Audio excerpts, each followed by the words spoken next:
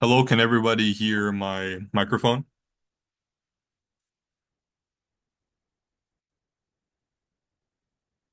Okay, perfect. Perfect. All right. Welcome everybody to the C11 Final Review Seminar. If you haven't known by now, I'm pretty sure you guys know me by now. My name is Edison Pham and I'm part of AMACSS. This review seminar is held by AMACSS. Here's a bit of our information. What we do is that we mainly create review seminars, as you guys already know. And just a disclaimer, as always, these questions are independently created and not authorized by the current course instructor. There's no indication that the actual C11 exams will resemble or be similar to questions discussed here. All right. So let's get into the questions. True or false? All generative models are discriminative. Can anyone tell me if it's true or false?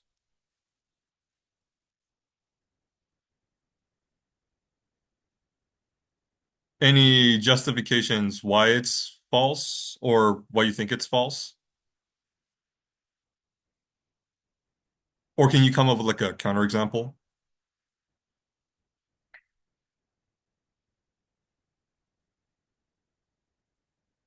Any more opinions on this?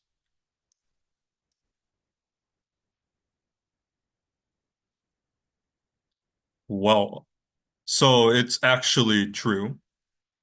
And the whoops. And the reason why is because generative models model the full distribution of your x, should be x vector, and your y. However, this can be broken down into y given x, p of x. Recall that with discriminative models, we only care about this. In classification, we only care about the decision boundary, which is basically this. And from here, you have this. Because if you can generate x and y, then then you can generate y given x by just simply doing p of x. Oops, sorry. Uh, by doing this divided by this to get just like that. So all generative models are discriminative because you can in fact do predictions with generative models by its definition. This one's a little bit harder. Bayes estimate minimizes the expected posterior squared loss. So what is this asking for? It's asking for if, let's say, the Bayes estimate,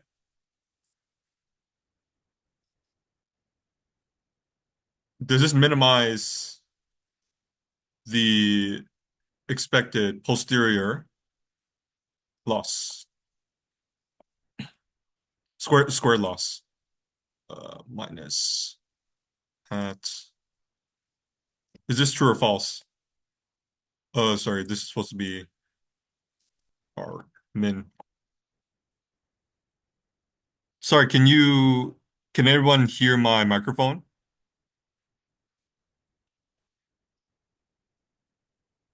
Oh, that's strange.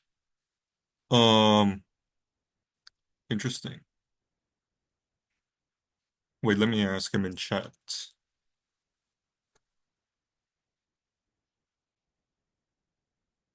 Can you hear?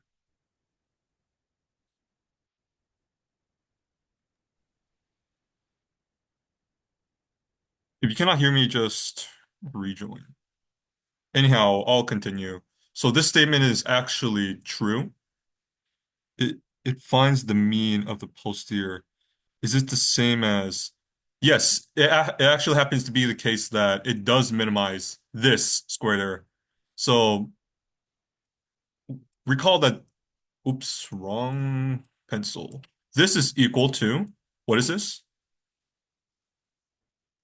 This is equal to this, right? So does this value here minimize this? We'll have to find out. And the proof of it is pretty simple.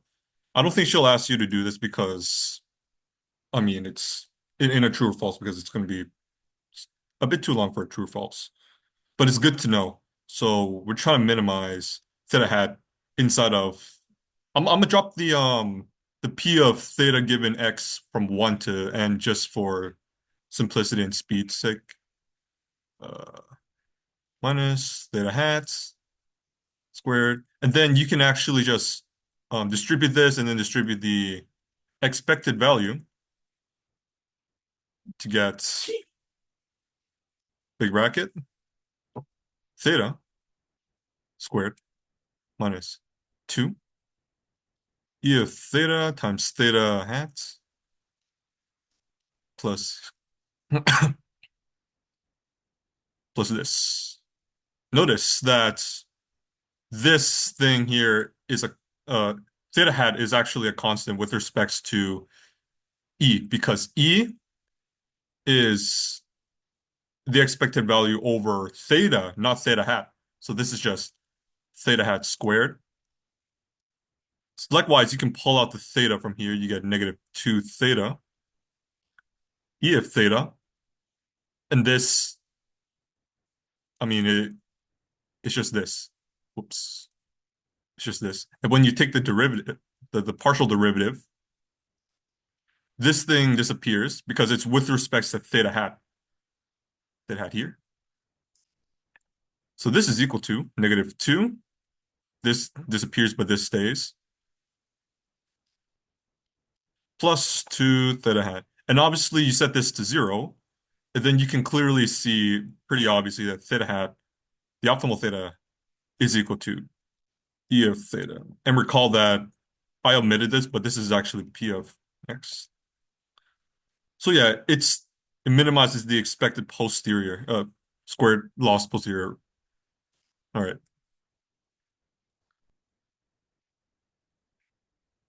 True or false? I think I changed this because coming up with an actual counterexample for the one that Irene sent in the Quarkus was a bit weird, but a multi-layer feed-forward neural network can perfectly learn any mathematical function. Is this true or false? Yes, that's correct. It has to be continuous. That's one. It has to be a continuous function, but also I think there was like another condition. I'm not sure if you guys are familiar with compact, but it's something analysis that says like if a set X is like compact. By the way, this is not part of CLM, but if a set X is compact, then it is closed and bounded. This is a requirement for the domain of the function and the output space for pretty good reasons. So you're correct. It has to be continuous. Is there anything else that's wrong with this statement? A multi-layer feed-forward neural network can perfectly learn any mathematical function. Can it perfectly learn any function?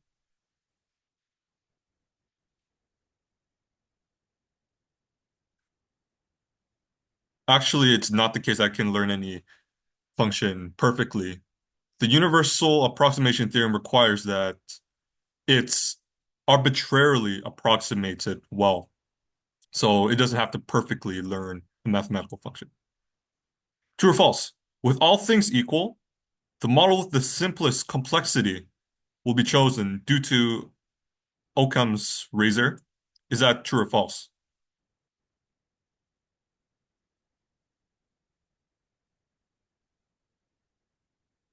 Are you guys sure about that? I stated this in a very weird way.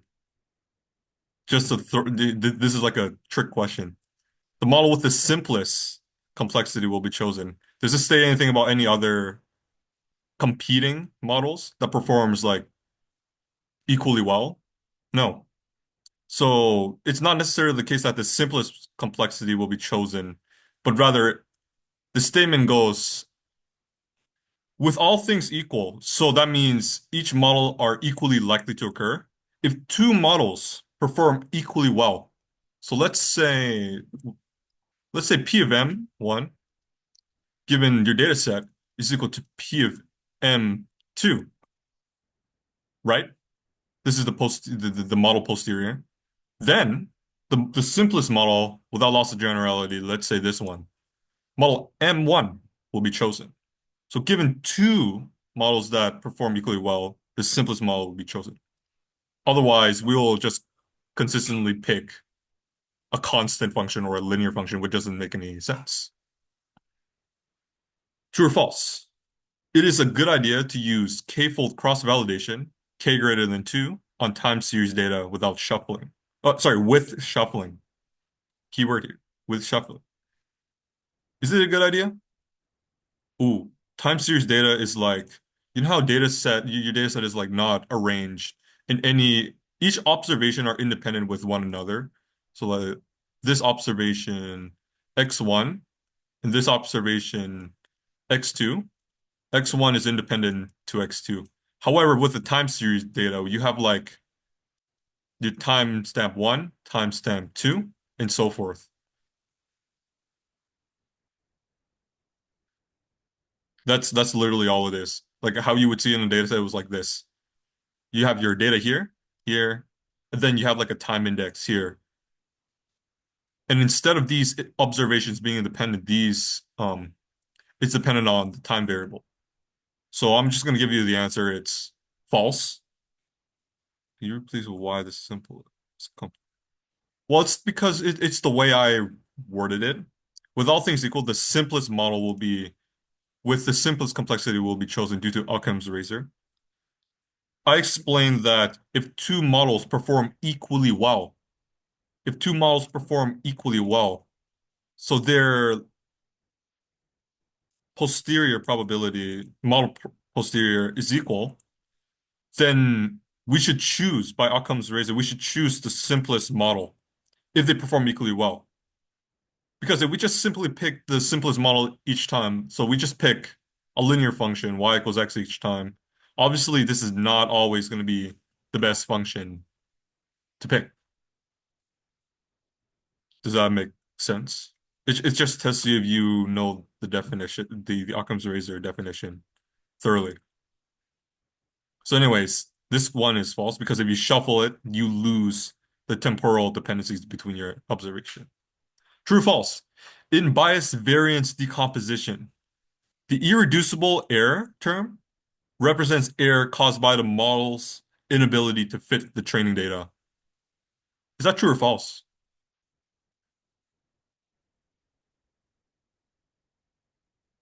That's correct. Can you explain why? Because it's no stuff. That is actually correct. Yes. And in my solution sheet, I'll actually go a bit into depth into the bias variance decomposition and explain like a lot of stuff that I don't think Irene told you. Yeah. That's the bias and the variance, which dictates the model's ability to fit the training data. Right.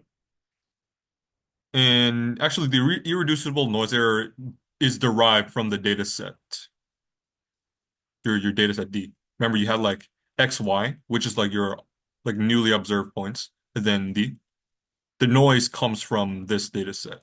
Noise. Whoops. The noise, which is irreducible. True or false? Standardizing in PCA is not needed because we have to rank the principal components by their eigenvalues anyway. Do we not have to standardize PCA? Doesn't this make sense? Because if we don't, because like the eigenvalues get sorted anyways, right? So do we have to standardize PCA? Is this statement true or false?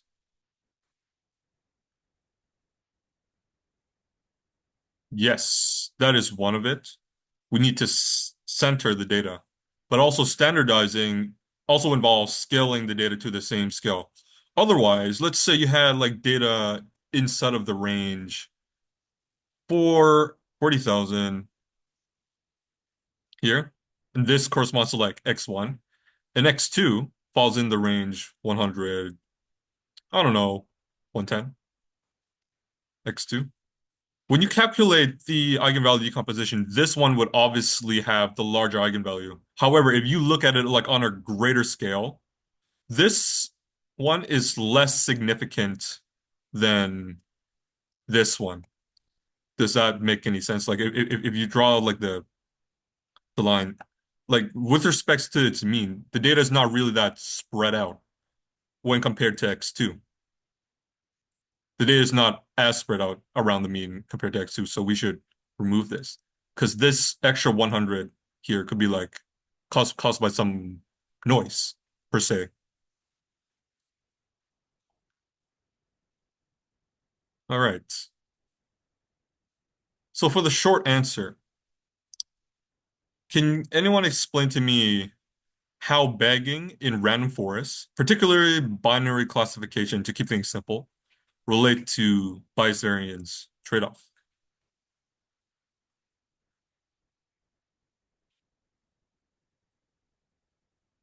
I'm gonna give you guys a bit of time to write your explanation or to think it through. First, start with the variance because that one's the obvious one, and then give it a bit more thought about the bias. Because recall, random forest is just taking um, random forest. Suppose you have decision tree F1, like a sequence, a finite sequence of decision trees following, and they actually have to follow some type of distribution. Then we can define our FRF equal to just the mean of these. Then our decision boundary would be, is it greater than 0.5? If it is, then we classified it as 1. Otherwise, we classified it as 0. So you don't have to use this for the variance. The variance is pretty obvious, but use this for the bias. I'll give you guys like 5 minutes. You can just refer to the bias variance decomposition formula that she gave you guys. And this is your this is your random forest estimator.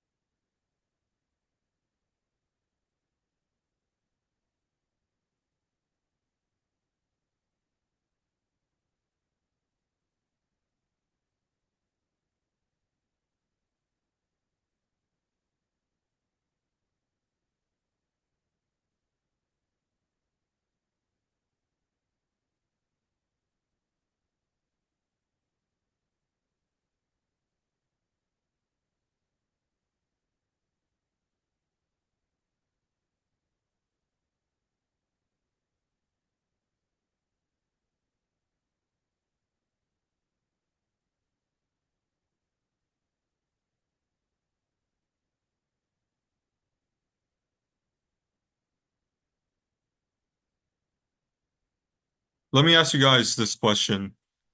If we increase the number of decision trees in our random forest estimator, does the variance increase or decrease?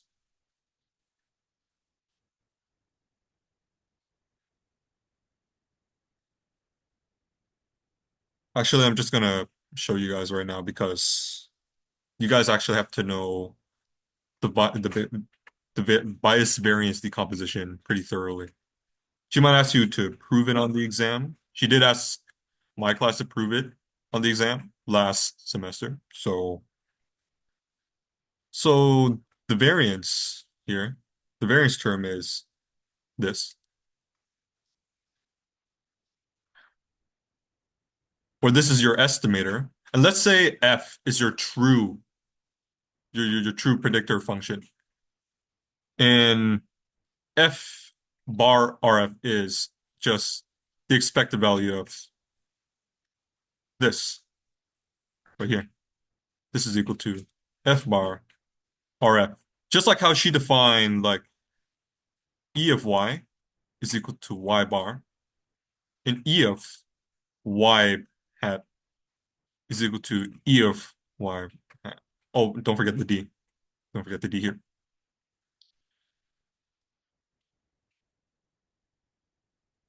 So, since this can be represented as this is basically like the sample mean of these random variables right here. You can think of this as the sample mean. And what do you guys know about the sample mean? Oh, this is not Fn. This is supposed to be Fi. As you increase the number of samples, as n goes to infinity, by large law of large number, this converges to the mean of F, the mean of these decision trees. Just one of these decision trees. All right. And if you plug this into here, actually, we also have to show that this is actually just the mean of one of these decision trees as well. So that's equal to 0. So if F bar RF, this is equal to, by linearity of expectation, F of I divided by N. But then this is just N mu F of N. Cancel, cancel, mu F. And then when you plug all of this back into here, this cancels out and goes to 0. All right. So if you increase the number of decision tree samples, sorry, decision tree estimators in your random forest, then by bagging, you reduce the variance. That's a pretty big thing you need to remember. You need to remember that bagging reduces variance. They're sampled from the same distribution. We can think of decision trees in we can just think of decision tree estimators as like a random variable that comes from some distribution. And we assume that they have the same mean in this case. That's the whole thing about random forest, and that's how you show that bagging in random forest reduces variance. As for bias, she won't ask you for bias, but as an exercise for the readers, it actually preserves the bias. So give that a try in your own free time. Suppose your data set is generated on a three-dimensional ellipsoid, where approximately the lower half of that ellipsoid are ones and the upper half are zeros. How can you use PCA for binary classification in this case? Any suggestions where we should start? Matter of fact, let me draw out the diagram for you guys to visualize it. Oh. So let's say the ellipsoid looks something like this. The upper half is a bunch of zeros, and the lower half is ones. Uh, so whenever you have an ellipsoid, that's kind of like an indicator that you should use principal component analysis. So how can you use principal component analysis to basically determine like this decision boundary right here, this hyperplane that slices through this ellipsoid? So what's step one? What's step one in PCA? Yes, find the sample mean. And that's pretty simple. Just find the sample mean of the data. So let's say B is the sample mean. And then from there, we calculate the covariance matrix, if I remember the formula correctly. Find mean covariance. Yes, exactly. And I believe this is, sorry, this is supposed to be X. X. Xi transpose. And then you divide it by N. This is the covariance matrix. And then from there, you decompose this into its eigenvalues. So let's say it's Q, V, yes, exactly. Eigenvalue decomposition. However, the data set is in 3 space. So how many eigenvectors do we have? Can anyone tell me how many eigenvectors we have? Exactly, 3. So let's say we have eigenvector V1, V2, V3. Just for visualization purposes, these represents the orientation of the ellipse. And it also happens to be the case that these are orthonormal and normalized. Orthonormal. All right. Does anyone not know what orthonormal means? Perfect. Everyone knows what that means. Okay, that's good. So what we can do here, does anyone recall from MATB 41 where, because like clearly right here, you can see the decision boundary must form some type of hyperplane, right? It must form some hyperplane. And to get this hyperplane, we need just a normal vector because this hyperplane is spanned by these two vectors, which happens to be, let's say without loss of generality, the hyperplane is spanned by V1 and V2, so that the normal vector is V3. I don't know, it could be any order, and you have to kind of just brute force it to find that out. So without loss of generality, let's say that V3 was the normal vector to this hyperplane. Does everyone follow me right now, or is anybody confused with this setup?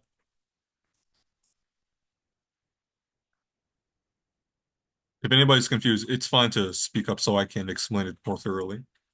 So with this, let's say you had, because you're trying to find this um hyperplane, right? Because this hyperplane is essentially your decision boundary. And to do that, any vector x that lies on this hyperplane. So let's denote W, capital W is equal to V3 vector so that we can just do this. Are we done yet? What else do we have to do here? Because this is essentially a normal equation. But is this normal equation correct? Is it missing something? Yes. Actually, not add the mean, but like we have to subtract the mean. Because if we just add it and then we set X bar to B, then we just get 2W transpose, whoops, B, which doesn't make any sense because we require it to be centered. All right. So it's minus, but you got it correct. Because we have to first center this thing and uncenter our data point. And what this does here is that it projects it onto a lower dimensional representation. And then finally, we set it to zero. This is the equation of the hyperplane using principal component analysis. Now, can anyone tell me how we can use this for classification? How can we change this, just one sign, to classify the ones and zeros? Remember, check if it's good. Yes, exactly. If it's greater than zero, what do we classify it as?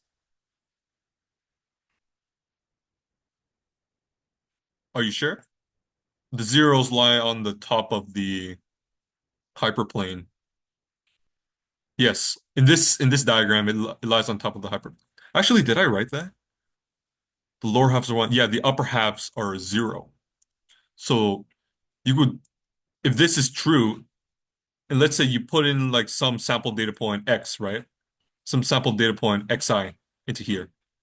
Then if it's greater than zero, we can just classify it as zero. Otherwise, classify it as one. So yeah, that's how you do classification with PCA. I like this question. It's pretty fun to do. Explain the steps in Monte Carlo. Let's start with the first one. Can anyone explain to me the steps in Monte Carlo sampling from a categorical distribution? Just an FYI, this might show up on your exam because I don't see how any other way Irene would put like the Monte Carlo stuff on there. Additionally, this showed up on my final exam. So can anyone tell me what are the steps? There's three steps to it. What are the steps in Monte Carlo sampling from a categorical distribution? 3 marks.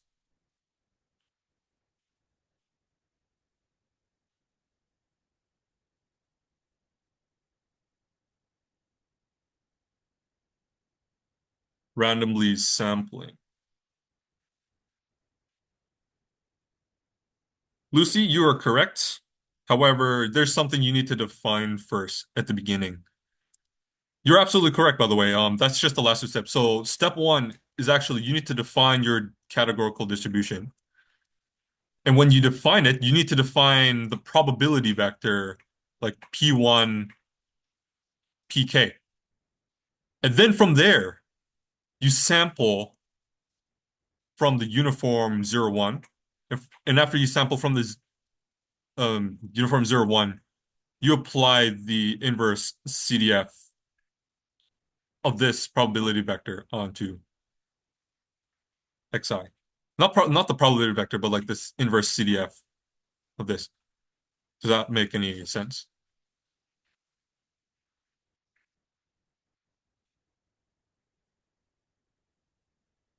Okay, perfect, perfect. Does anyone have any questions about that, or are we good with this?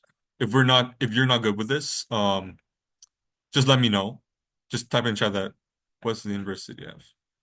Do you know what CDFs are? Do you know what a cumulative distribution function is? Well, that's why I think I misunderstood your question, but the reason why we had to do step one is because we need to define a categorical distribution such that we can get the CDF of the categorical distribution and take the inverse of it.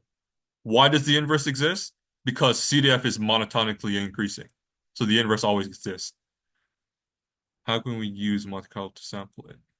So we use Monte Carlo to sample it by, I don't know why they called it Monte Carlo sampling, because this is just sampling in general. Yeah, I really don't know why they called it Monte Carlo sampling, but this is just sampling. So I'll repeat this. Take uh that's a very weird looking one. Take a sample from a uniform, then apply the inverse CDF onto here. That's what it is for categorical distribution. Because for a categorical distribution, step one, because we because for categorical distribution we have P1, P2, P3, and I believe these represent the probability for each classes. Uh, let's say Pn, right? Take the inverse CDF. After we define the CDF. Yeah, about your yeah, that question, I don't know how to answer that because I don't know how this relates to Monte Carlo. Yeah, it's just categorical sampling. But I think they called it, I'm not sure, I have to check the notes, but I think they called it because they put it under Monte Carlo. So I just called it Monte Carlo sampling just because. All right. What about multivariate Gaussian distribution? So for this one, I'll actually do it for you guys. So step one, let's say you want to sample from, I remember Monte Carlo. Yes, Monte Carlo sampling is, I can't remember it exactly, but it relied on law of large number, such that if you have like xi, and you apply some transformation to it, if you want to approximate, actually, if you want to approximate a mean, then like e of theta, e of phi, random variable x, if you want to approximate this, we approximate it with this. Yeah, this is Monte Carlo sampling. So I have no idea how that is related to this. So I'm just going to assume that it is just categorical sampling. But she'll put that as a Monte Carlo question on your exam. I mean, if she does put Monte Carlo, she would put that as a Monte Carlo question. So continuing off sampling from Gaussian, we choose the Gaussian we want to sample from, but then we sample from a normal Gaussian, a standardized Gaussian from some type of reliable source. Okay. We sample it from some type of reliable source. And then can anyone tell me the transformation? Uh, can anyone recall what the transformation was we have to make on, oops. f of z such that it is valid. So what type of transformation do we have to make? Okay, first of all, does anyone remember Cholesky factorization?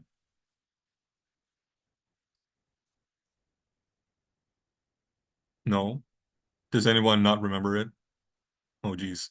So it says that for any positive semi-definite matrix, which happens to be the case for covariance distribution. Yes, exactly. LL transpose. All right. So what you can do here, and also for the mean, I forgot if it was add or subtract, but this is what we have to do to it. Okay. And you can verify if you take the expected value of, let's call this Zi prime.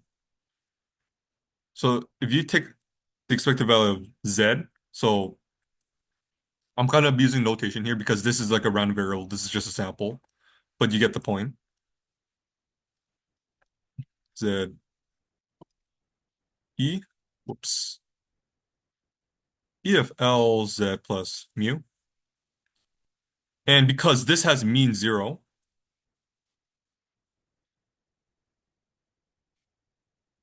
plus mu here, this cancels out.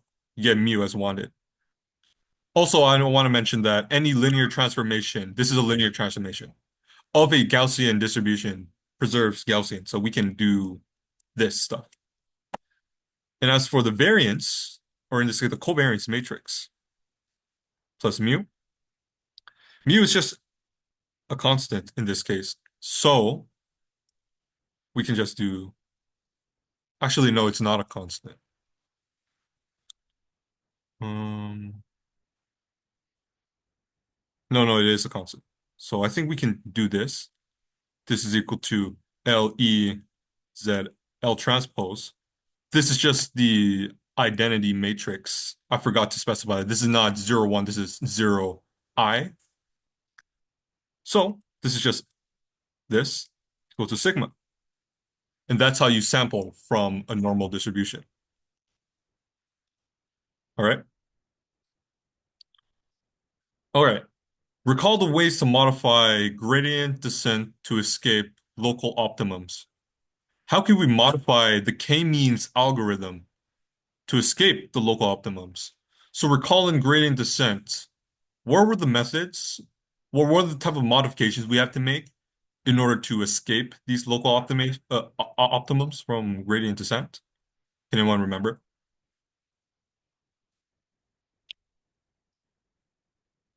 Restarting.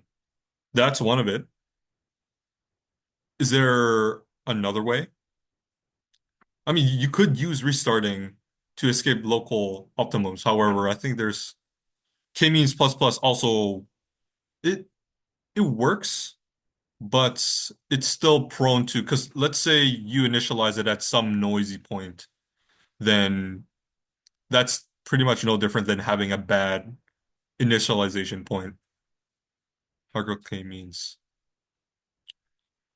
Choosing a large learning rate to escape. Hardcore k-means. Let's keep this in the scope of the exam for now.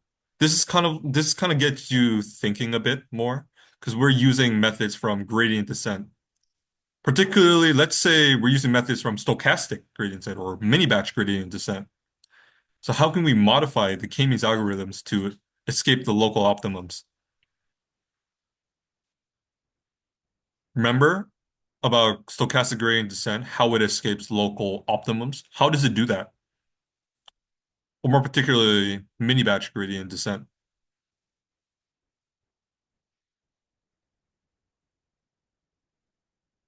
Does anyone remember? Do you guys remember why we included like a noisy term in stochastic gradient descent? If we have like a function like this, and let's say we have a data point right here, then we don't want our function to, with batch gradient descent, this is going to descend down to this local optimum. However, with stochastic gradient descent, it's going to jump all over the place, right? And the hope is that it lands right here at some point, and then it converges down to the global optimum. So what we can do here is that instead of taking the mean of like the whole entire, instead of like focusing on the taking the getting each data point, calculating the distance from each data point to the mean to the mean centroids, why not just take a subsample of these, like a mini batch of these, and take the mean? And by doing that, our samples would have more noise terms in it, and then that way these x's would hopefully escape a local optimum. So that's one way. And obviously there are downsides to this, the same downsides as there are in stochastic gradient descent. All right. If you guys don't remember any of this, please review the previous review seminar I did, or the last the last two review seminars I did. I explained this in depth about stochastic gradient descent. What conditions must GMM, Gaussian mixture model, have such that it is equal to the k-means algorithm? There's two conditions. Can anyone tell me? Actually, there's, yep. Not necessarily equal to one. It is equal to, it's uniformly distributed. So the weights, MJ, let's say you had K clustered, then it would be 1 over K, because this is a probability. You can't just define that at 1. It's a probability. Because when you sum all these up together, we require this equal to 1, right? The variance covariance matrix is equal to sigma. Yes, that is correct. And also, they're all the same. Yes, sigma goes to 0. Do you actually know the reason why we require that sigma goes to 0? It has to do something with the hard clustering of k-means versus the soft clustering of, yes, exactly. Because if your sigma goes to 0, then let's say your mean is right here. All the spread goes infinitely close to your center as your sigma. Whoops, that's not sigma. Sigma goes to 0. Yes, binary. Perfect. Nice, nice. Finally, can anyone describe to me a data set? By the way, there's multiple answers to this. A data set which PCA would perform badly on. Describe the data set.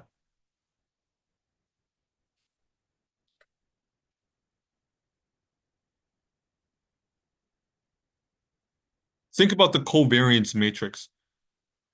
What assumptions? I don't know if you guys took stat B57, but what is like one of the conditions we need for the covariance matrix in order to actually for it to make sense? How to mention that really correlated? Yep, that is. I think that is one of it. But more specifically, with the covariance matrix, you require that each data, let's say, so each feature, xi, xj, are linearly correlated with each other.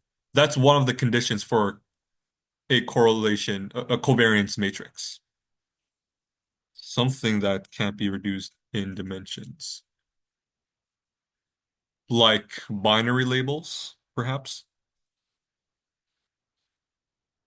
or or like one-hot encoded labels. If that's the case, then yeah. So continue what I was saying. If they're not linearly related, not lin related, then you might have some problems. So let's say the data relationship was a quadratic, right? And then the spread was like this. Your data points was like spread out like this. Does this look like something PCA would be very effective on? Because we require that it has this line, right? Because this line represents, it could represent like the direction of your, it represents like the direction of your spread or your eigenvalue, eigenvector. So it doesn't really make sense to draw like the eigenvector through this. data right here. So PCA assumes linearity with your data. Otherwise, it does not perform pretty well. All right. For this question, I'll give you guys, how long is this review segment? It's 3 hours long, so there's 2 hours left. I'll give like a 10-minute break at 6:30. And we have about, oh, quite a lot of questions. Do you guys want me to, actually, I'm pretty sure you guys know how to do this question already, right? Does anyone not know how to find the optimal solution of W to rich regression? Does anyone not know how to do that? Because if you don't, if everyone knows how to do that, then I guess we can just skip this question.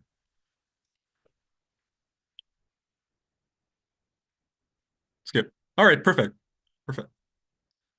Bias, variance, decomposition. You guys want to try this out yourself? Because more than like 100% she's going to give like a bias variance decomposition question. You're going to have to remember like what each term are and what they mean. And there is a likelihood that she might tell you to derive the whole entire thing. So I'll give you guys 10 minutes to attempt this question. All right. So see you guys back at 6:06, and by then I'll derive it myself.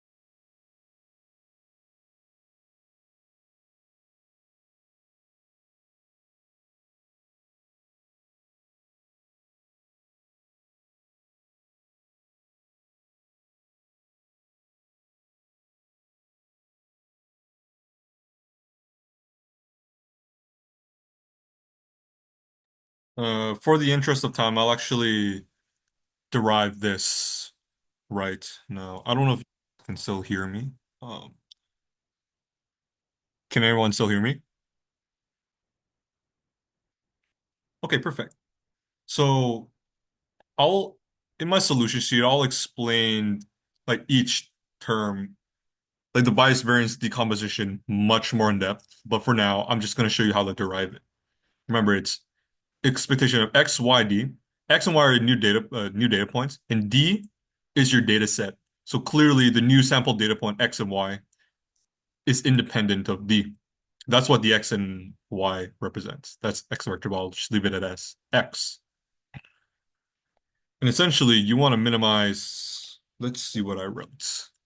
Y hat d, which is your predictive function, your estimated function given the data set, train from your data set, and your y, your true value, your true output value. This can be we can do like an adding and subtracting trick. So actually, it's important if I include the x and y. We can do like an adding and subtracting trick from here, minus this, plus this, and minus the y, all squared. And remember, this is just the expected value. Y hat d bar is just the expected value of y hat d. All right? And now you can group these together. So let me draw like imaginary brackets behind these. You can group these together. This would be like A and this is like B. All right? So you get E of x, y, d. In here, y hat d minus y hat d bar squared plus E of, in this term, y hat bar d minus y squared plus the interaction between them, yd.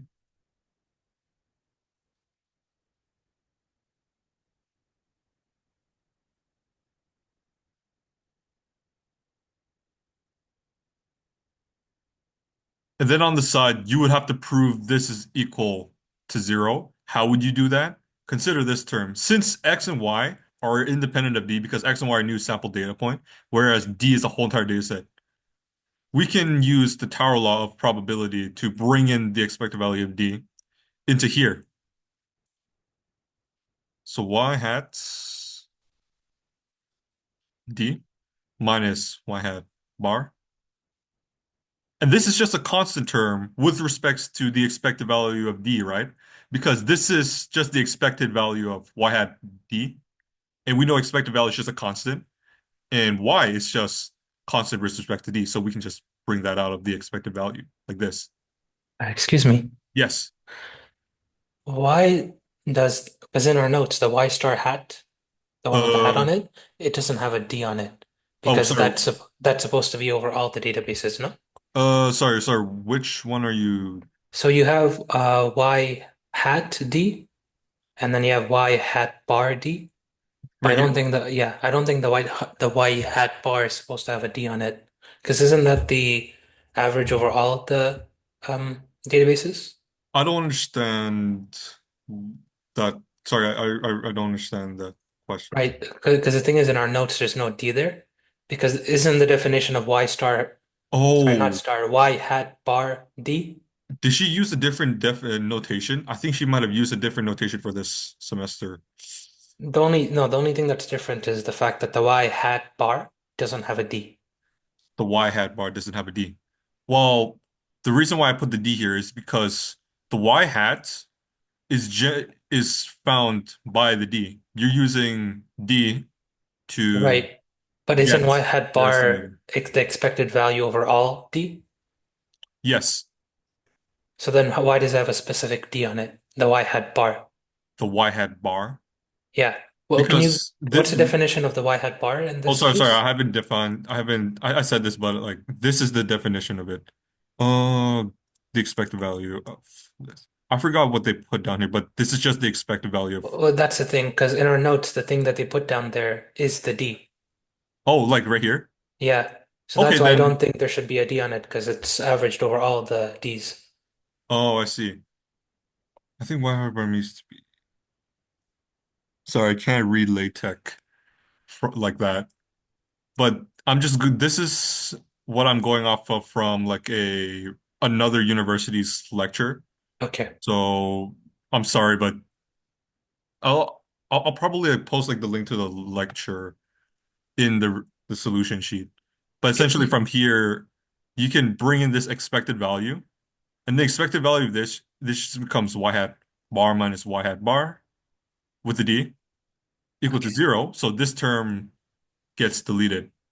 It's not a big problem. I just wanted to make sure it wasn't a Okay, okay. different, it wasn't something different than what we have in the Okay, notes. okay, okay.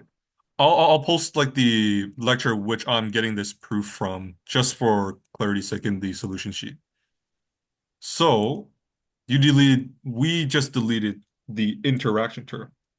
And then from here, we have to, I think what Irene did, she got rid of these values. Oh yeah, and forgot to include this right here under the expected value. So from here, this just becomes E of X D because there's no Y in here. There's just D and X because we have to use X to predict on, because we have to use X on here. Writing this in full notation, Y hat D is actually equal to Y hat X semicolon D. That's what it means. You can read this in the Bishop textbook. So we got rid of the Y. And what term do we get rid of here? Can anyone tell me? We have X, Y, and D. Which term do we get rid of here for this?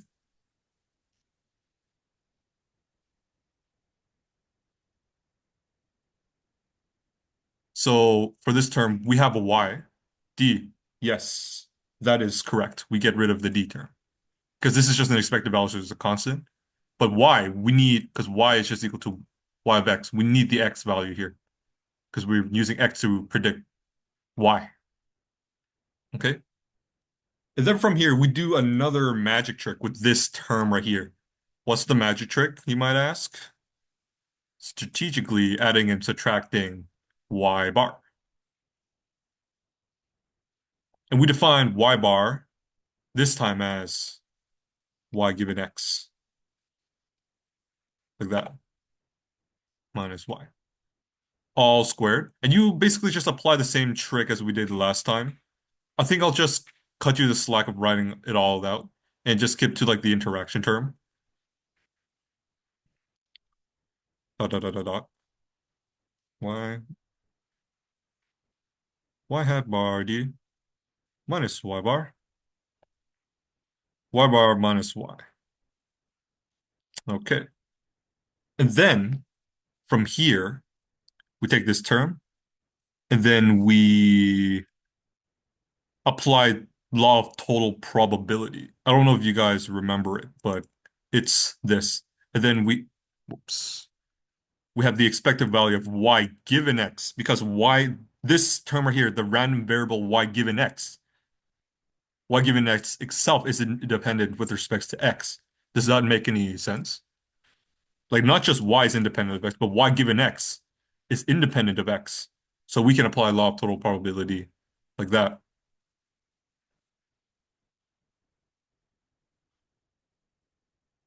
And I believe we apply it to which one? Oh, we apply it to this one right here. So Y bar minus Y. And it's useful that we define this over here so we can distribute the term in. And this one is obviously independent with respects to Y given X. So this is just a constant with respects to the expected conditional the conditional expected value. Distributing this in, you get Y bar minus just Y bar equal to 0. So this cancels, whoops, not the whole thing.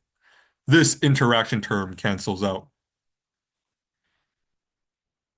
And finally, we have that putting everything together, we have our bias variance decomposition minus Oh yeah, and you have to like eliminate the x and y for the next term as well. Oops.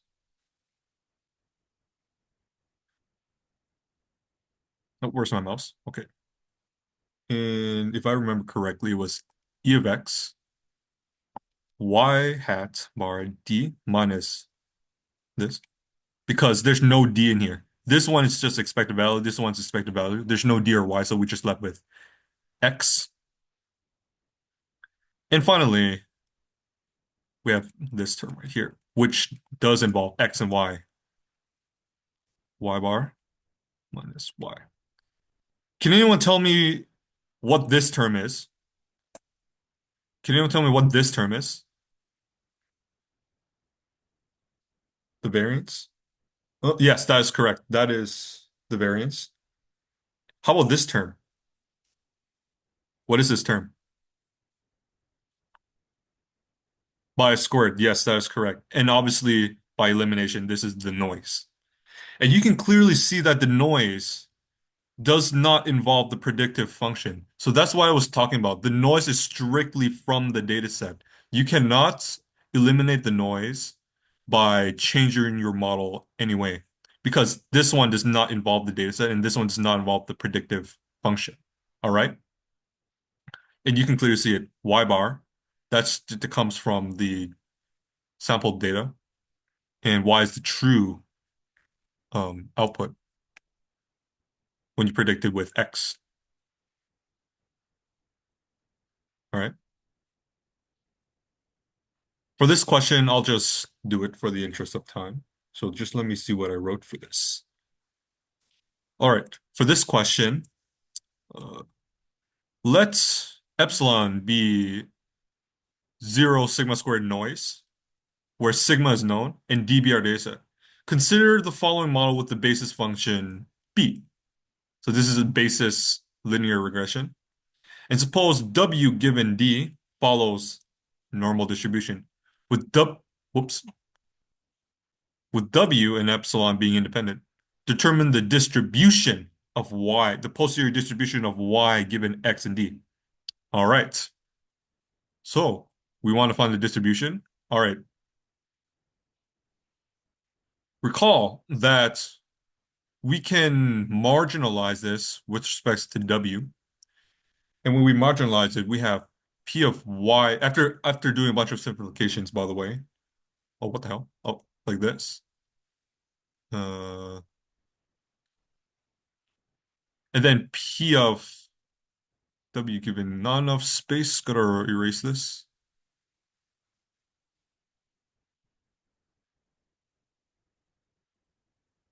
Given D, like that. Marginalize it over W. All right.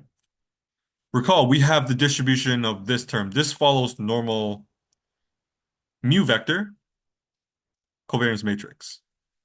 This one, this is just because we're conditioning Y and W and X.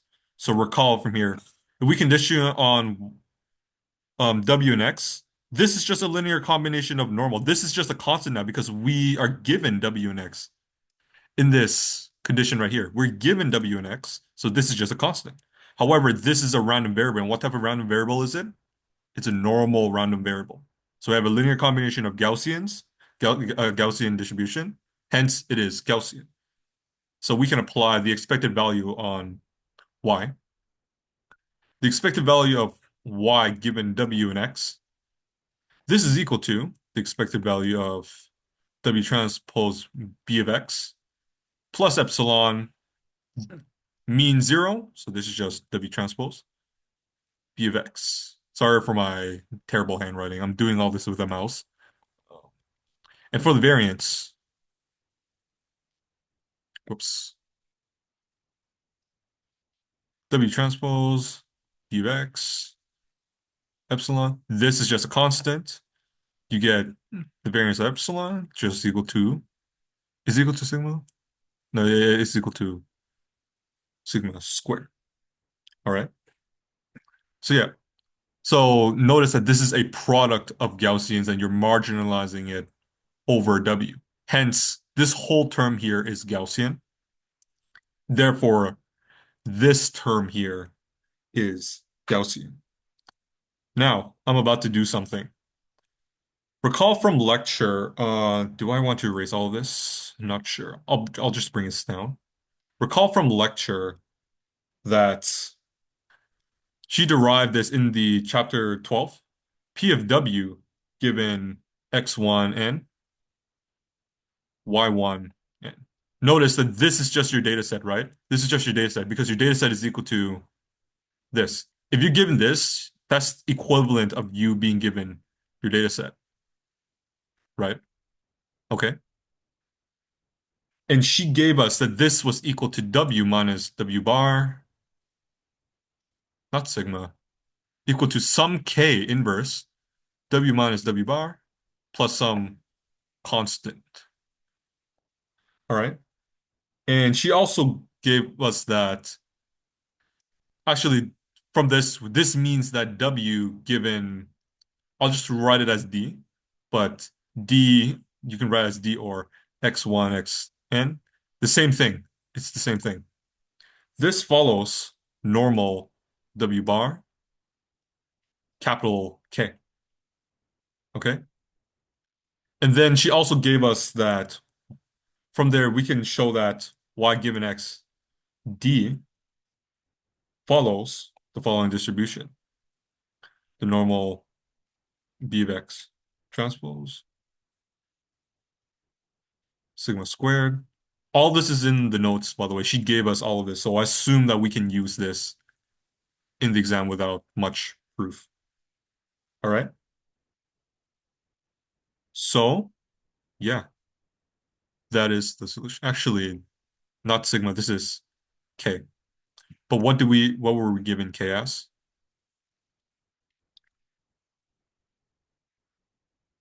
Oh yeah. So we were given that W, in this case, W is equal to the mu vector from here. And K is equal to sigma. So you just plug this in. And yeah, that's how you find the distribution of Y given X vector and your data set, where these are new observations. Let me see if I can erase this whole thing.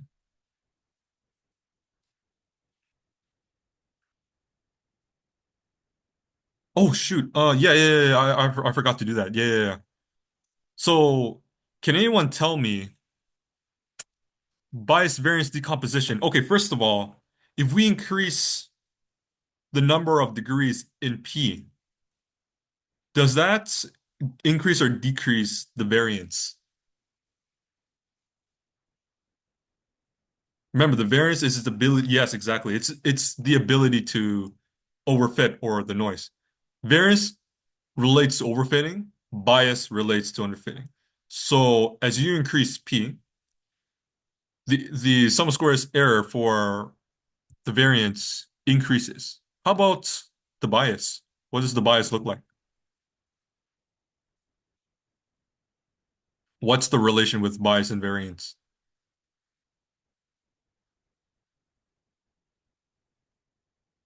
Does the bias? Yes, it decreases. Bias variance decomposition. And then, of course, if you add them up together, they're gonna be like this. So this is the variance. This is the bias squared. This right here is the variance plus bias squared. And a good thing to know is that since the bias gets like close to zero, right? This bias plus variance squared gets very close to the variance as you increase P. And finally, do not forget, you want to add the noise term. And the noise term, this is like this. From your variance plus bias squared, this distance here is the noise term. All right? Actually, I shouldn't write epsilon. This is noise, like that. So this is how you would draw the diagram for polynomial basis. However, if she tells you for like, let's say instead of polynomial for basis, ln of lambda, which is the regularization term in ridge regression, then you would basically do the opposite. Instead of the variance decreasing for ln of lambda, is the variance increasing or decreasing as you increase lambda? Actually, are they the same thing? No. Yeah, if you increase lambda, does that increase the variance or decrease the variance?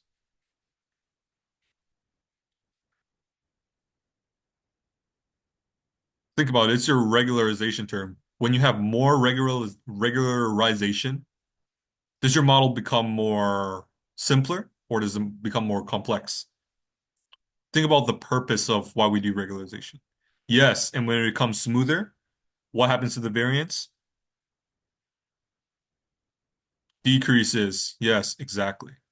And I believe this was in the sample final exam, your sample final exam, I think.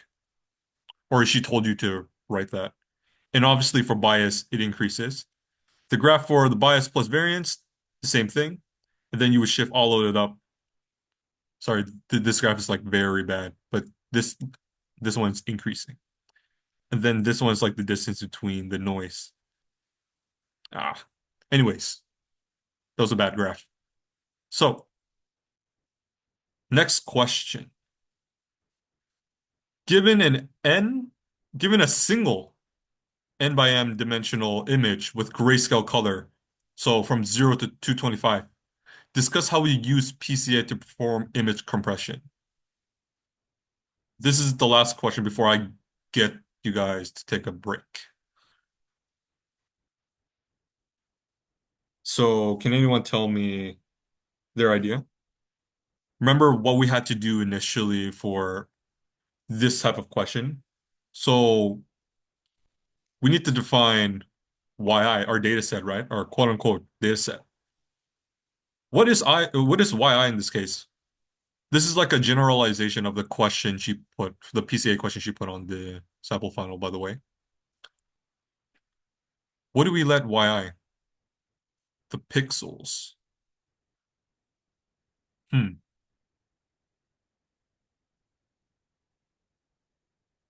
Hmm. Not necessarily. What we can do is that this one's a bit weird, but you guys have to bear with me with this because it actually works. We let yi be the column vector of the image. So this is the ith. I forgot it was the col. You can let it be the column or the rows. So let me see the dimensions. So it's n by m image, right? So it's n this way, m here. Yep. Actually, this should be the row, the row of the image, because we're using we need n of these yi's. It doesn't matter, but we're using n of these yi's, so it needs to be the rows. We have n rows.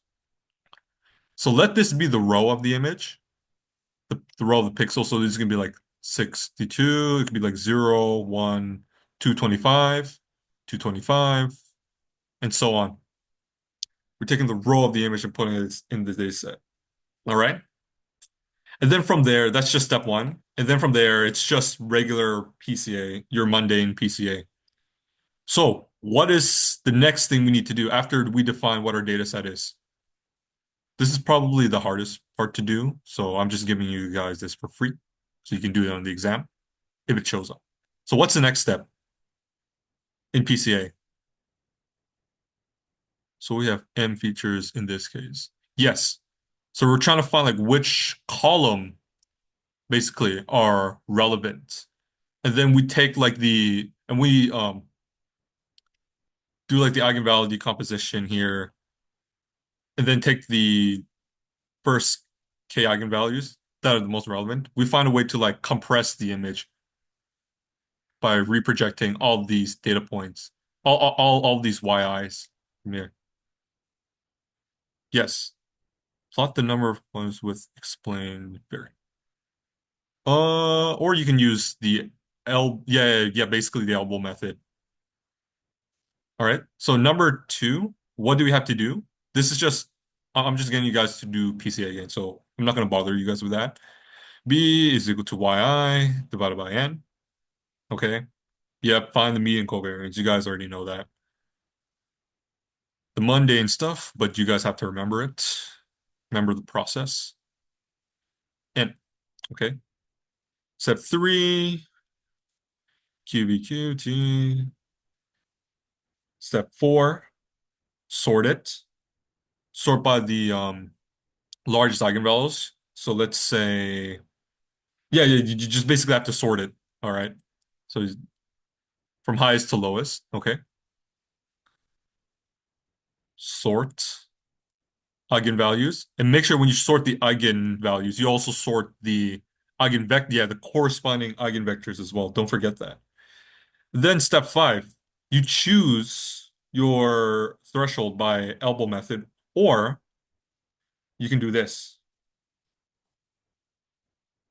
This is how much we keep, how many components we keep over the total number of components, lambda I. It's supposed to be m right here because we have m different dimensions we want to reduce. Okay. And you compare it to like 0.9 for 90%, 0.95, et cetera, use elbow method. And then finally, we take W to be the eigenvectors we preserve. So right here, okay? That's 6. And then 7, we reproject all the points. Actually, we center it and we reproject all the rows with this lower dimensional representation. Exactly. Then we need to recenter it as well. And you're done. Yeah, that's how you decompress. That's how you compress an image. All right. I'll give you guys a 10-minute break. So, let's see. I'll see you guys at with the grayscale we center. We might get negative values. You are correct. So instead of scaling it using, so instead of like standardizing it, what you can do is you can take the. Are you familiar with max-min scaling? So we take the data point yi, and I believe we minus, yeah, the min, the max minus the min, and this is going to give you some value greater than zero, greater or equal to zero. You can do this as well. Yep. But when you apply like um the lower dimensional representation, I'm not sh entirely sure, but I think it does undo the negative stuff. I'm not sure, but if you're concerned about it, you can just do this. Okay, all good?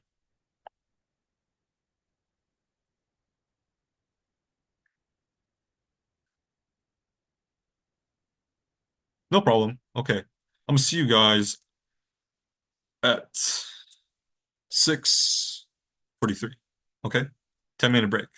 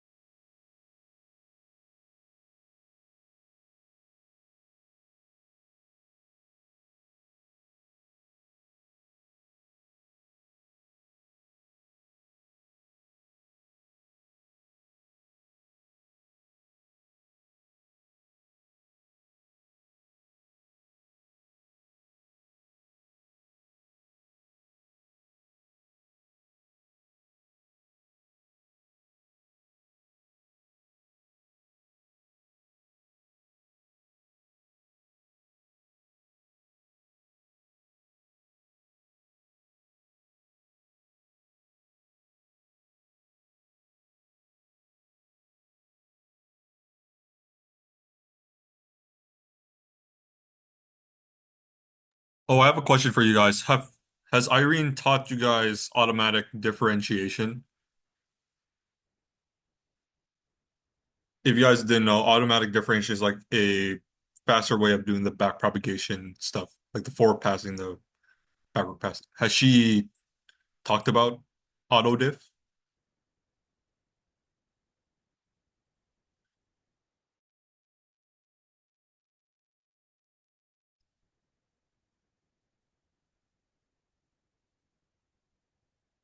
I'll take that as a no, but all right, that's fine, that's fine. Automatic differentiation just basically makes the whole back propagation algorithm stuff much easier. It's basically just forward pass. You write out all the equations in the forward pass, and then you calculate the the derivatives in the backwards pass with the chain rule. However, with the chain rule, you only have to write like two of the derivatives because when you're going backwards, the the chain rule does its special effect. You'll see what I'm talking about in the last question.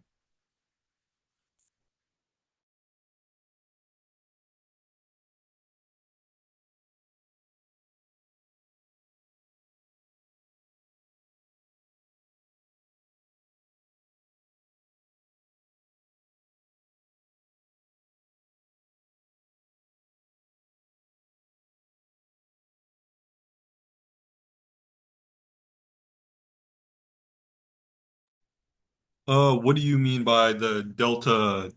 What do you mean by the delta I stuff?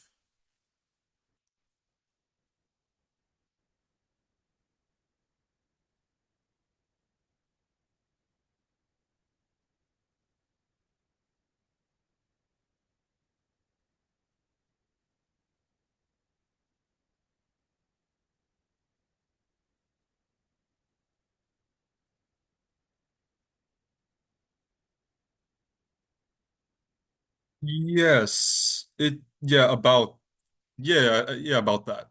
Yeah, basically that. Because instead of writing the whole entire chain rule equation, when you find like the chain rule, sorry, when you do the chain rule of the I don't know if she talked about like the child nodes, how to represent back propagation in terms of like in terms of like graph theory. But I'll show you guys how to do that because it makes your calculation so much more convenient. And you only have to calculate each gradient once.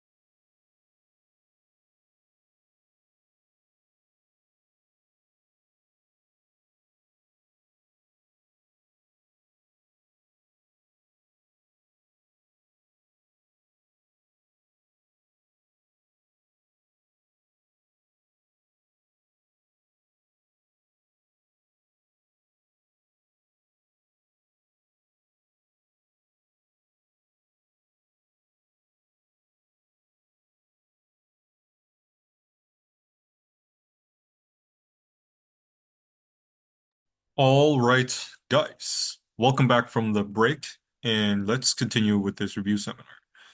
Oh, also, by the way, I want to put not the link, but where I suspect that Irene got the bias variance decomposition from. So just go on YouTube and search up. I'll type it in the chat. Cornell bias decomp bias variance position. Lecture 19.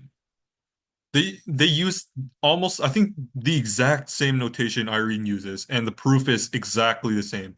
However, they explain each term much more. They explain it much more thoroughly than from what I remember how Irene taught it.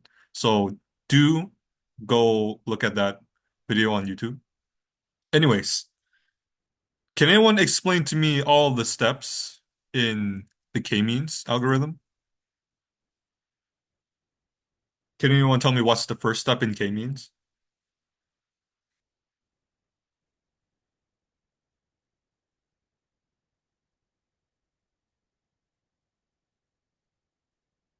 Randomly assign points to a cluster. But how do we do that if we don't know how many clusters there are? Yes, choose a K. So does anyone remember how do we choose a K? We choose a K basically with the within cluster sum of squares error. And then you apply the elbow method. Let me draw it out. So you choose your K like this. So this is your K, and this is your within cluster sum of squares. And then you'll see that it's like this. And then you use the elbow method to select your K right here. So that's how you choose your K. Now step two is when you initialize your centroid. So let me write that. Okay, so step one is um initialize K number of centroids. Number two is that you randomly, oh God, that's so bad. Random, randomly initialize your centroids from 1 to k, and this would be a vector, by the way, and your L matrix. So you initialize these randomly. What's step three? So step three is when we actually perform the algorithm itself. What's the next step? E step? Yes, but not. Let's take it in the context. Yes, update L. As for E step, sure, but let's keep it in the context of K means to keep things simple because I'll get you guys to do EM afterwards. So we update L. And how do we update L? Do you remember the pseudocode? Assign, yes, that's correct. And mathematically, you can denote it as for each xi, or yeah, xi data point, for each xi data point, we let j, the index of the cluster, be the argument which minimizes the distance between the data point and the jth cluster, okay, using L2 norm. And then finally, we let Lij equals to 1, 0 otherwise. So what is this saying? Take the ith row, take the ith row, which represents the ith data set, and set the jth column to 1 and 0 everywhere else. Okay? And then do for I plus 1, 0, let's say 1's right here, and then so forth for every single data point. And what's step four? Does anyone know what step four is?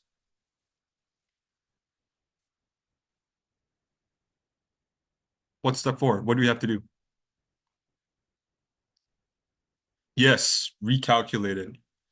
And what we're doing here is that for each, actually, I should denote that. For each, for each centroid, We want to do the following.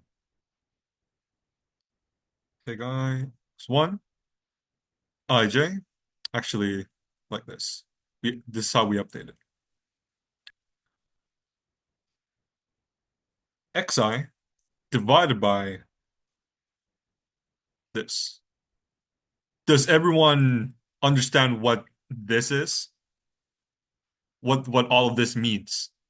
And is anyone confused with what all this means? Can anyone explain to me what this is?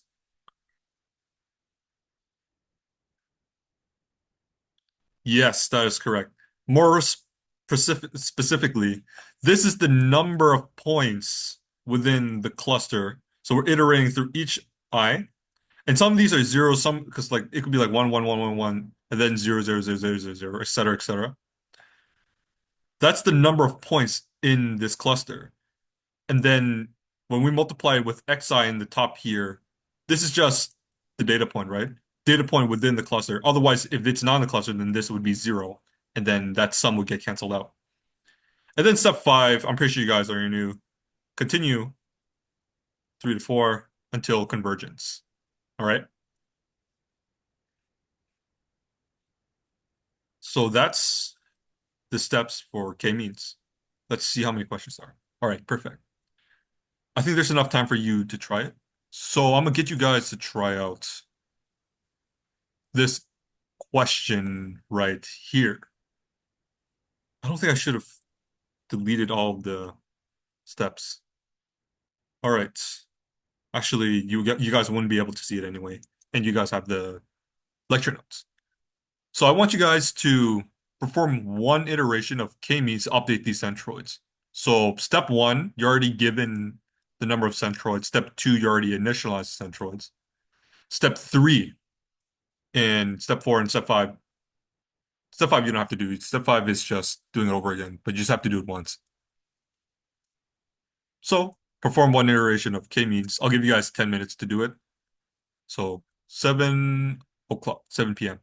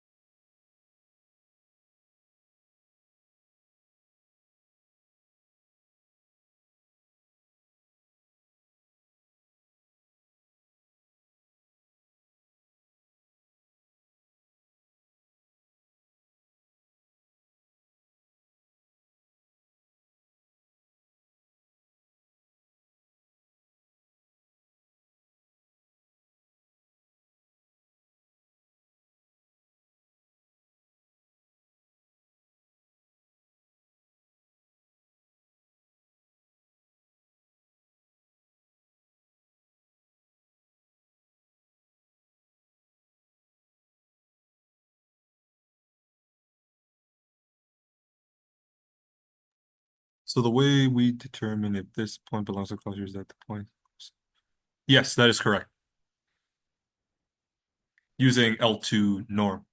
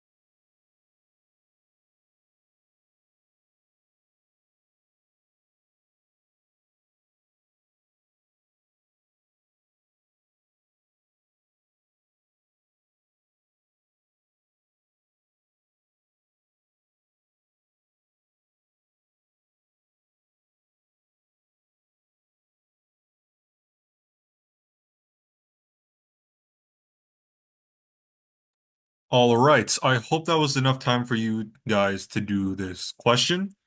And ideally, I think you should do this in like, because in the exam, she's probably just going to give you like two centroids. But then it should probably take you guys like 10 minutes to do this, considering there's a lot of other questions.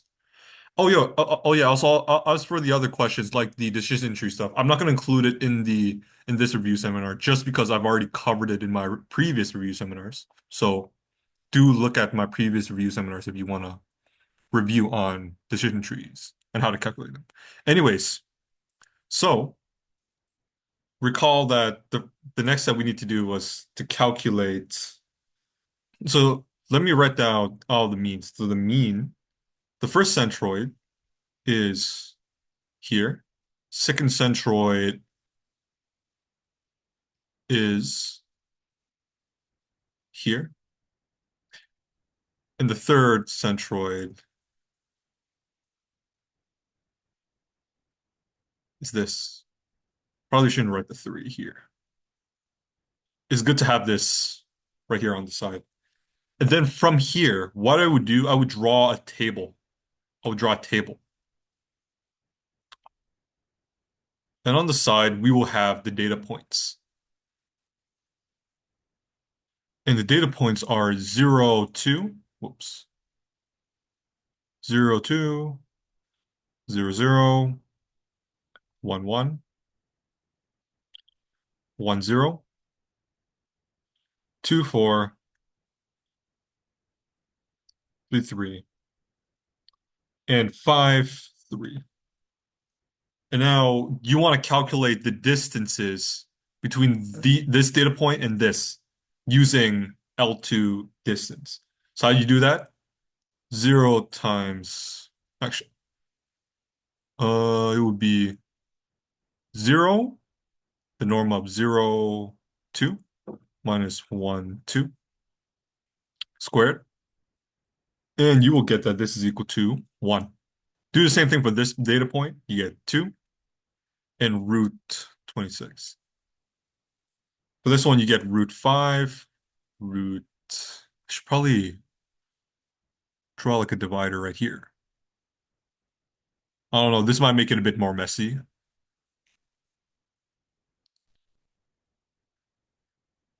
but just bear with me.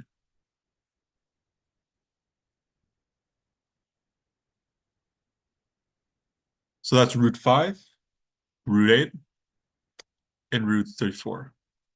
So I'm not going to fill out this whole entire table for the sake of time. So for the first row, which cluster do we assign 0 to? Which row do we assign 0 to? Can anyone tell me?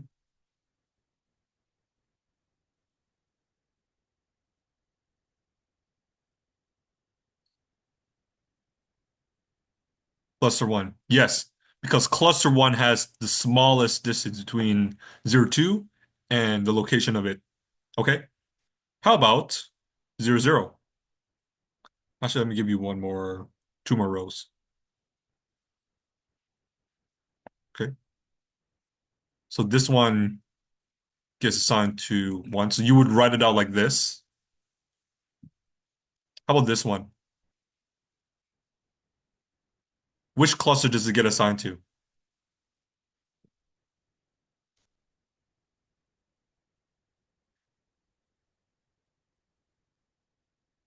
Can anyone tell me?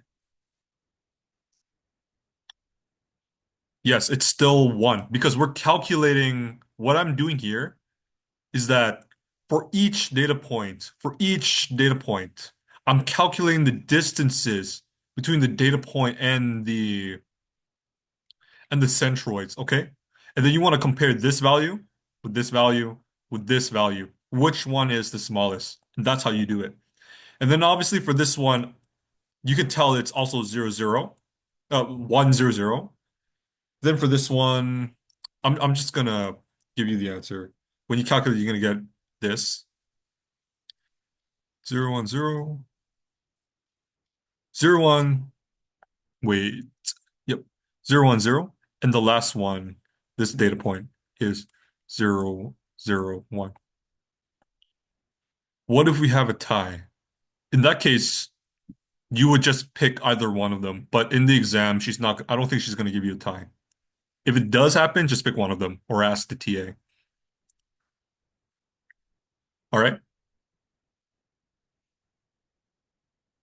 And then to construct your L matrix, you basically put all of these into the L matrix. Recall that the rows of the L matrix represents each data point, the rows. The columns represent the clusters, data point. So it was 100,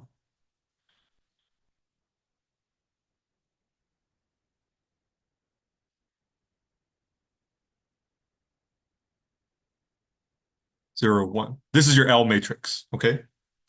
And then the next step, we want to update each centroid. So we want to let's start with mu1. Because since we're updating, we want to increment this value here. This becomes summation of, since we have 7 data points, it would be 7, that goes 1, Lij, actually be Li1, because we're taking each ith column, the ith, not column, ith row, and then pair it with the first column, because this first column represents the first cluster. All right. And then let's call it xi divided by 7. Not 7, the sum of Li1. And then from here, let's see what I wrote for this. If you did the calculations, you should have gotten 1 over 2, 1. Is that correct? Did anyone get this far? Can anyone verify if this is correct?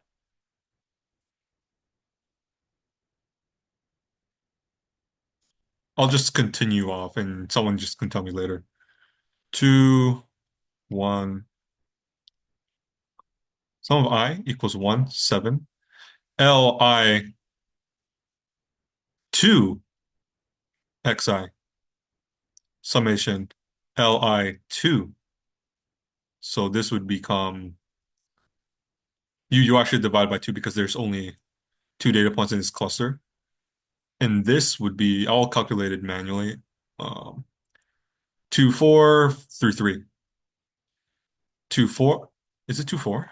Yeah, 2, 4 plus 3, 3. And you should get 5 over 2, 7 over 2. All right. And then finally for mu3, what goes in this summation? What goes into this summation here? Can anyone tell me?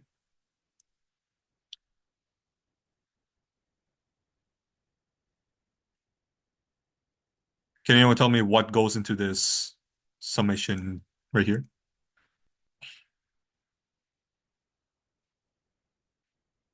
Yes, Li, because you're iterating through each row before the third column. Okay, Xi, because this is your data point. You're taking the mean within the cluster. Then simply just this. From there, you should get 5, 3. And that's how you do one iteration of k-means. All right? Full solution to this will be posted in the AMACSS server. Next question.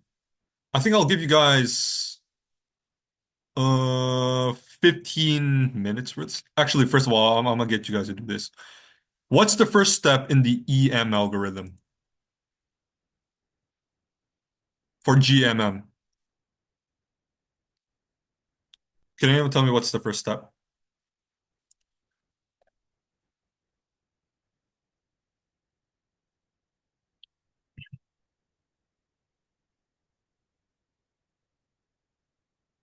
Remember, the EM algorithm is for Gaussian mixture models, it's extremely similar to k-means because k-means is just a variant of GMM. Yes, you would have to decide how many Gaussians. I think there's like more sophisticated methods to this, but K Gaussians. I don't think she'll ask you to like write this. I'm not sure because it doesn't show in the notes that you have to choose how many there are because it's just for the EM algorithm, not necessarily the Gaussian mixture model itself. But sure, for GMM, you need to pick how many Gaussians there are. What's the next step?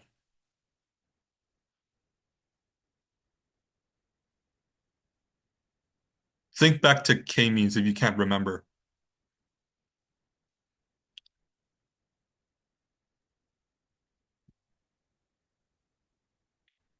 Variance covariance matrix? Not quite. For this is the EM algorithm for GMM. So not quite. Initialize their mean variance. Oh, do you mean like for each Gaussians? Oh yeah, in that case, yes. You would initialize, we call it theta is equal to mu I, the mean vector, and this I equals 1 for each Gaussian component. What else do we have to initialize? Oh yeah, you also said MJ. So MJ would also be a part of this as well. Uh, because that's your mixing coefficient probability.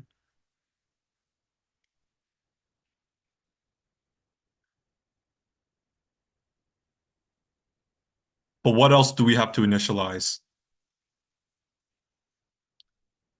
Remember, we had the L matrix. In K-means, it is a hard clustering. In GMM, it's a soft clustering. So what do we have to initialize for K-means? Not K-means, GMM. What are they called? What is this called? Yes, these are called the responsibilities. All right. And what these responsibilities are is, as you said, the posterior probability, which is, let me see if I can remember the formula. Actually, is it the posterior? No, that's not the posterior. It's equal to L J given yi theta. All right. So this is like the this represents this probability. So in each row, you would have like for the jth cluster, um, I forgot the notation for the jth cluster. And I think the notation is defined right here. And as you increase this, it goes to like 1 gamma 2J, gamma 3J, and so forth. Gamma and J. All right. And if you sum them up for like column wise, right? So imagine we sum these up column wise, this sum of this, sum of this, then it should equal to 1. So think of this as like a transpose of the L matrix. So if I write it out, so just imagine putting this, stacking these vectors on top of each other and then transposing it. You basically get a soft assignment version of the L matrix. Does that make any sense? Because if you sum up these entries right here, column wise, from how you're looking at it right now, you get it's equal to 1. And these going this way represents the data points probability. Whoops, my mouse is cutting off. All right. And now finally, actually, that's step 2. Step 3. What is step 3? Actually, I'm just going to give you it. Step 3 is to calculate gamma ij with this probability right here equals to L is T, J. That's your cluster. Yi theta for each. You do this for each data point yi. So you loop through each data point y and calculate these responsibilities.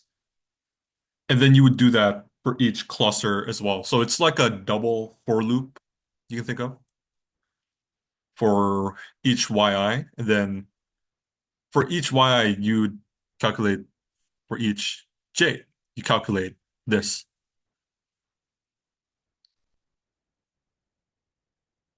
Equals to j.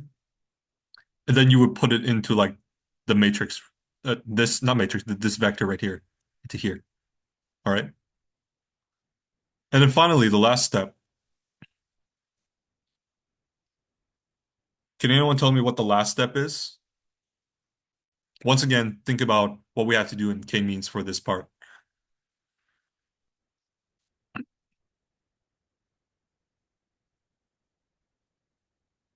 anyone tell me? Remember what we're trying to update. We're trying to update each Gaussian component. Yes, exactly. Update each parameter. So I wrote it as M, so I'm gonna write it as M. The jth for the jth cluster, so I should write that. For each cluster J, do the following. Let your Mj is equal to, does anyone know what this is?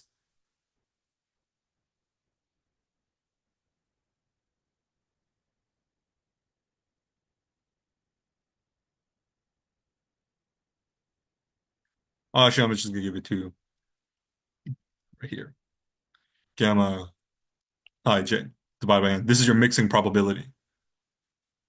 For mu j, this is basically the same thing, except actually it's the exact same thing with the k-mean stuff. So right here, like this. This is your within cluster weighted mean. And then finally for your covariance matrix,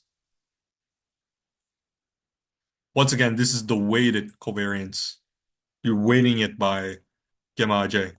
Because in k-means, this term would just be,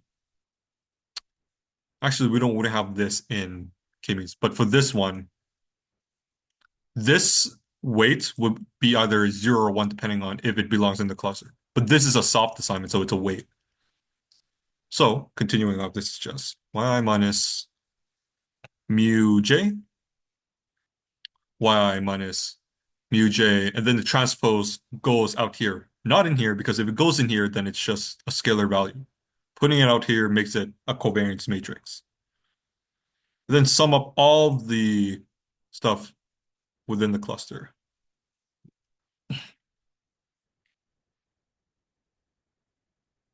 Sorry, not within the cluster. Sum up all the weights throughout each data points.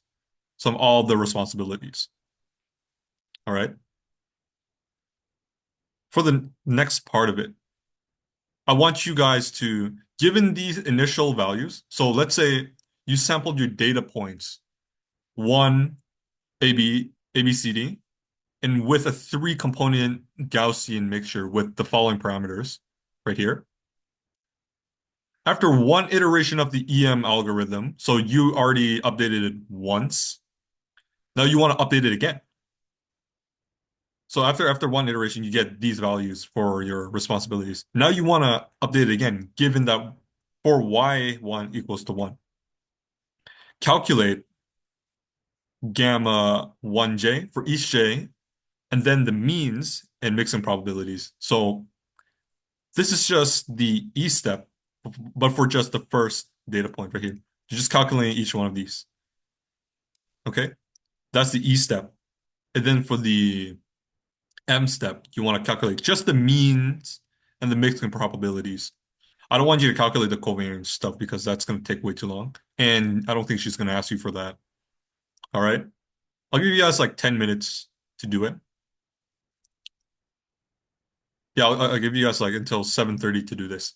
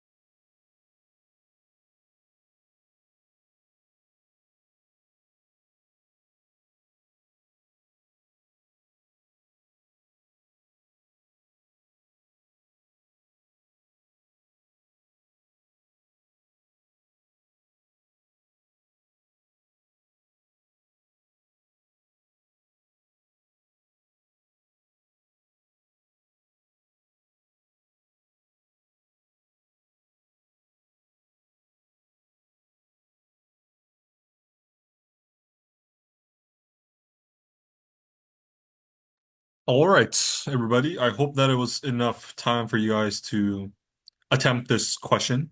So I'll write out the solutions for you guys.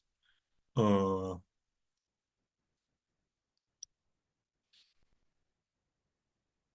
how do I move this?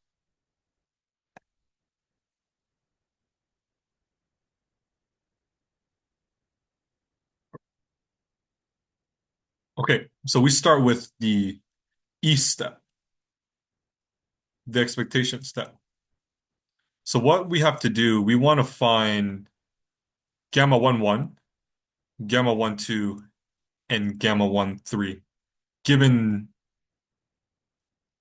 given these. All right. So gamma 1, 1 is equal to P of L. What is L equal to? Remember, this is for the first cluster. So what is L equal to? Yeah, L equals to 1. Then Y, just Y1, because we wanted to find for Y1 equals to 1. And then given theta, our parameter. This is equal to M1. This is a formula to remember. M1, and this is derived from Bayes' rule. Mu1, sigma 1. In this case, I think I wrote it as, yeah, just a univariate variance. Okay. Sigma 1, 1.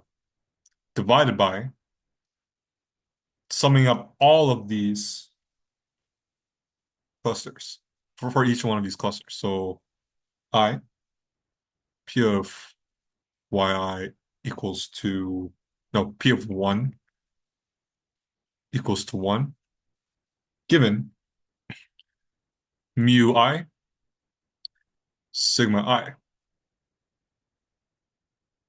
All right. And when you do this calculation, you'll get that, because this is just a normal, this follows a normal distribution. Normal, 1, because you're, no, not 1. Normal, you input 1 in here, and then we're given that mu1 is equal to 2. Mu1 is equal to 2. Sigma squared 1 is equal to 1. Like that. And then you do the same thing for each cluster, Gaussian cluster, and then you get that's equal to 2, 8, 5, 7, 1, 4. A quick trick for this is that what I would do, I would calculate all of this. I will calculate each one of these. Y1. So if you ever in an exam, what you should do is that you should calculate each one of these for all I. And then I is like the clusters. Cluster 1, cluster 2, cluster 3.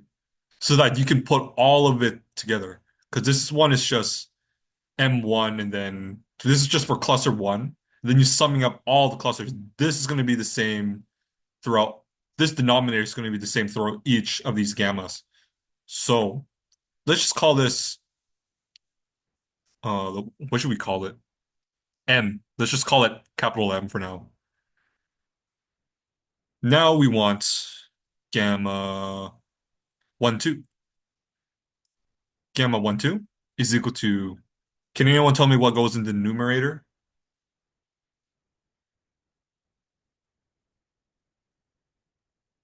In terms of like the probability stuff, so like M something, P L equals something given given what? Can anyone tell me?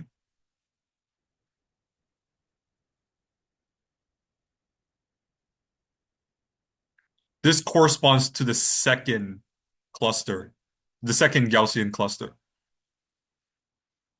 Remember, in the first one we have M1, P of Y1 equals 1. Yes, that is correct. Okay, so we had M2 times P of Y1 equals to 1. All right.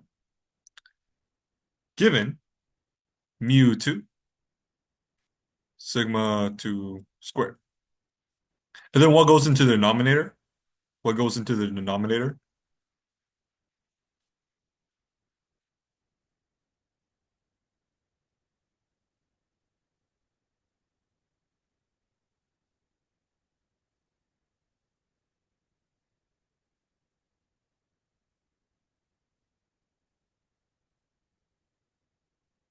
Yes. And I define that as m for simplicity, but you're correct.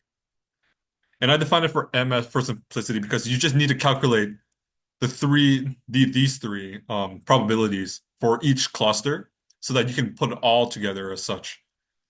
And then finally, if you calculate, you get 5.71428.6.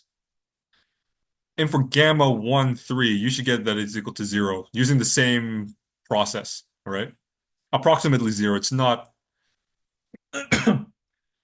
exactly 0. So that is the E step. Now we do the M step. And I believe the M step, we want to calculate the means of each cluster and the mixing probabilities of each cluster. So let me do that for you guys. Mu1, recall the formula. The formula for this is going to be I equals 1, the weights, or in this case, the responsibilities for the ith data point and the first cluster, yi, summation, whoops, I equals 1, gamma 1, 1. All right. Now you have this. You also have this. Recall from here. This is y1, y2, y3, y4, y5. There's 5 data points in your data set. Irene just calls it A, B, C, D. I don't know why, but I mean, she just does it. So you kind of have to work with it. So you just get 0.4285. I believe that's the one. Yeah. Because that's your gamma 1, 1. And then you get plus, you consider the next term. And then the next term, the next term, the next term from this vector right here. It's 0.3a plus 0.5b, 0.2c, oops, plus 0.1d. And then the denominator is just 0.4285. So basically you're taking these terms and putting in the denominator because these are just your responsibilities. For the first for the first cluster for each data point, this is its own cluster. All right. Plus 0.3 plus 0.5, and it's literally just copy and paste and copy and paste. Do the same thing for mu2, except this time instead of gamma I2, you do, oops, gamma I1, gamma I2, yi, summation 5, 2. So you consider this row now, okay? And then if you plug in all the stuff, this is your gamma 1, 2. So that is 0.5. Oh yeah, you gotta multiply this by 1, but it doesn't make a difference because that's your gamma 1, 1. Gamma 1, 2.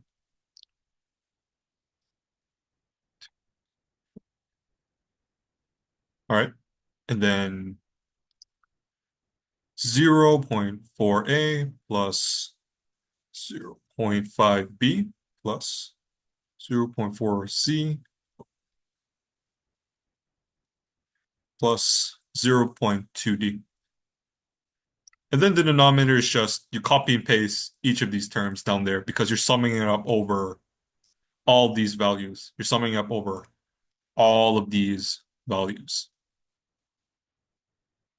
5.74286. Oops, you don't do that. Okay, then you do 0.4, 0.5, 0.4 again, and then finally 0.2D. Oh, not D, like that. Yeah. And then finally for your mu 3, 1. I'm just going to give you the answer. It's 0.3A plus 0.4C plus 0.7D divided by, then you just bring these down. 3, 4, 0.7, like that. And now for the mixing probabilities, because we're finished with the means. Now we do the mixing probabilities. M1, recall the formula for the mixing probabilities is this. Gamma I1, iterating through each data point for the first cluster divided by total, right? And then this one is just 0.3057 and 2. This one's pretty easy. You just you literally just sum up each one of these rows, all right? Gamma I2, 5. And then you're dividing it by the size of the data set. 4, 1, 4, 2, 8, something like that. And finally, oh, I forgot to update it, write it as an update. This is just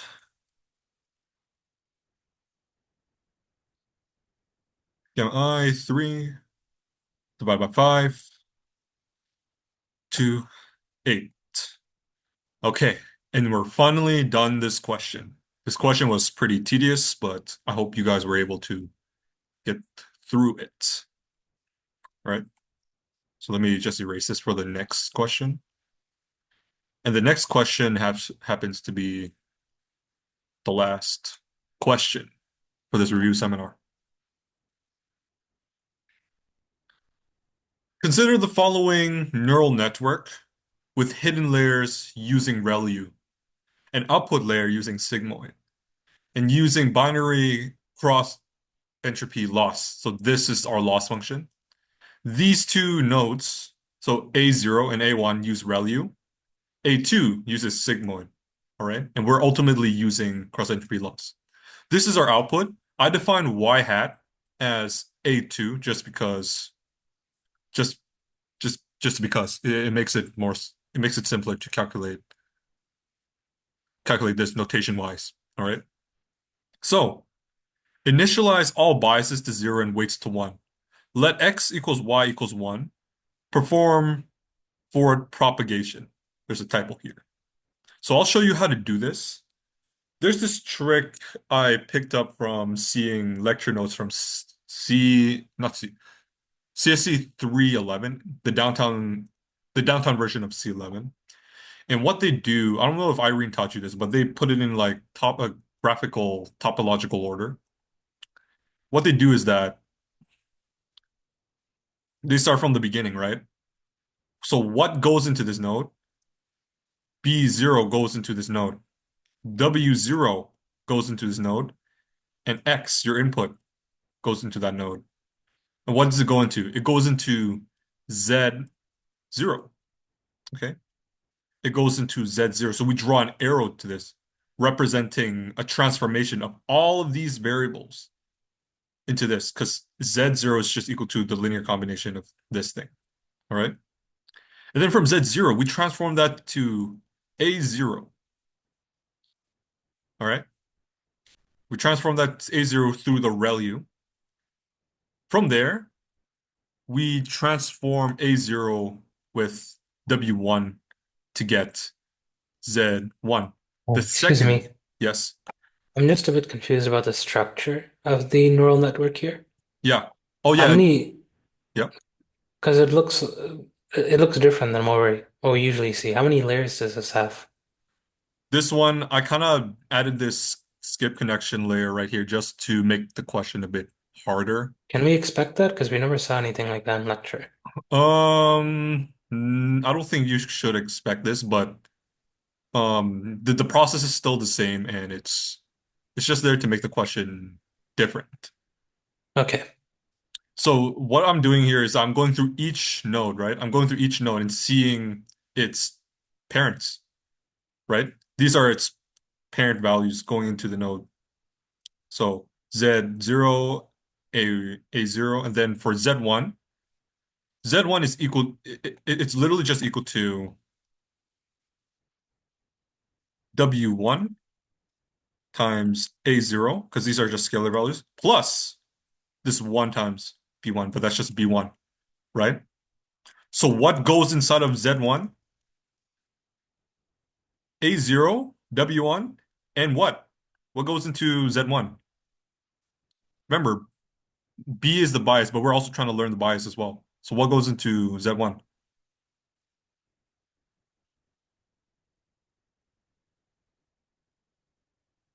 Yes, exactly.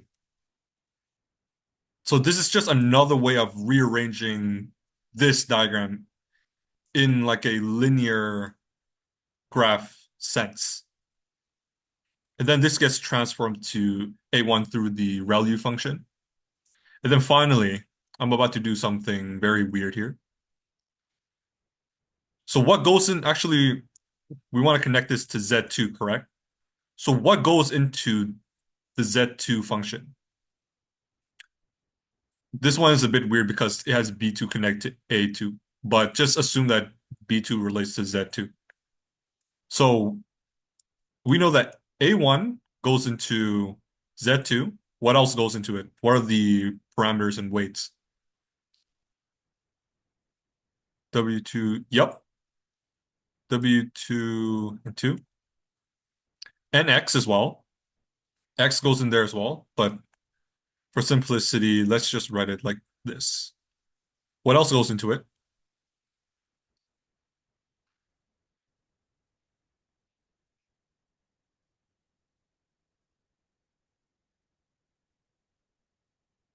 What other weights go into Z2?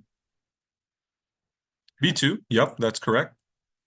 And finally, we're just missing one more. What is it?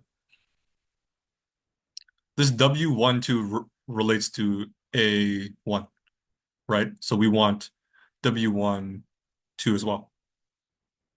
These functions represent the functions we want to take the partial derivatives of. We essentially want to take the partial derivative of each one of these functions, except for x vector because that's your input. And finally, this Z2 gets transformed to A2 through the sigmoid function. And then this, I like to call this this is just equal to y hat, okay? Just from rotation wise. And then you have y, your output, into the cross entropy loss function right here. This gets pointed into the cross entropy loss. All right. So with this diagram, why did we do this diagram? To do the forward step. For the forward step, you write out all of these functions right here, all of these functions right here, in terms of its weights and in terms of its inputs and weights as a function. So we start off with Z0. What is this equal to? Just to start, what is this equal to? Looking at the graph as well. Can you tell me?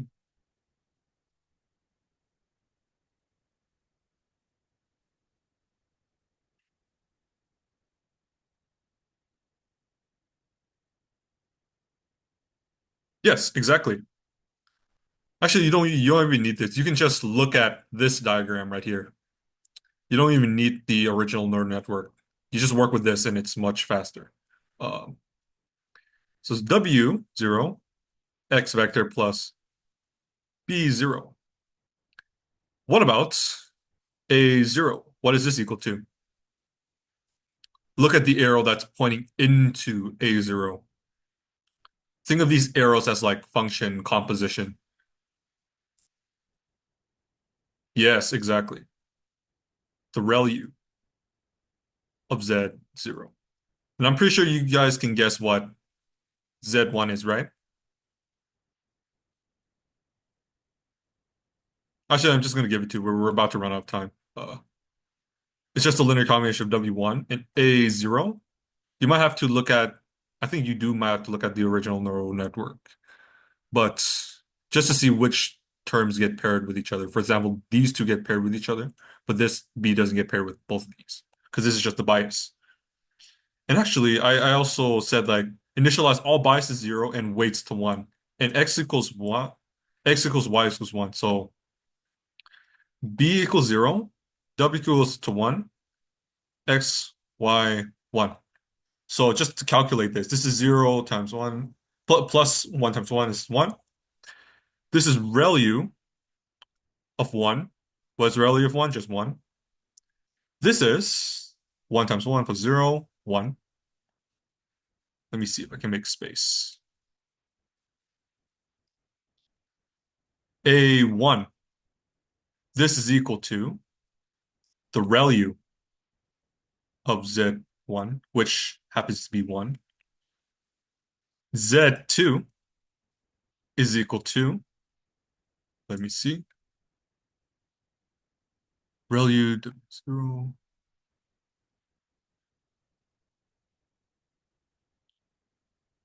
Sorry, I don't understand what you mean by ReLU W0. So Z2 is equal to, let's see, its pair is W1, 2, 2, A1, plus W2, 2, X vector, plus B2,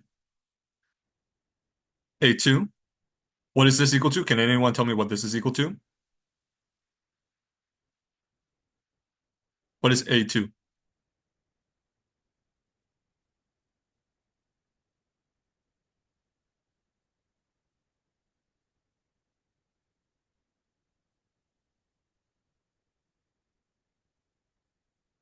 Yes, exactly. It's equal to sigmoid of Z2.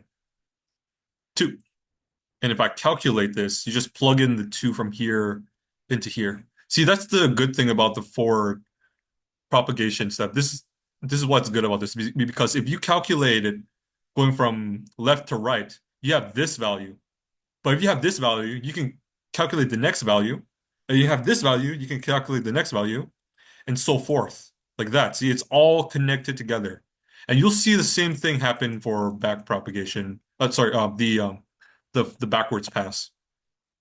And let's see what it's equal to. It's equal to 0.881.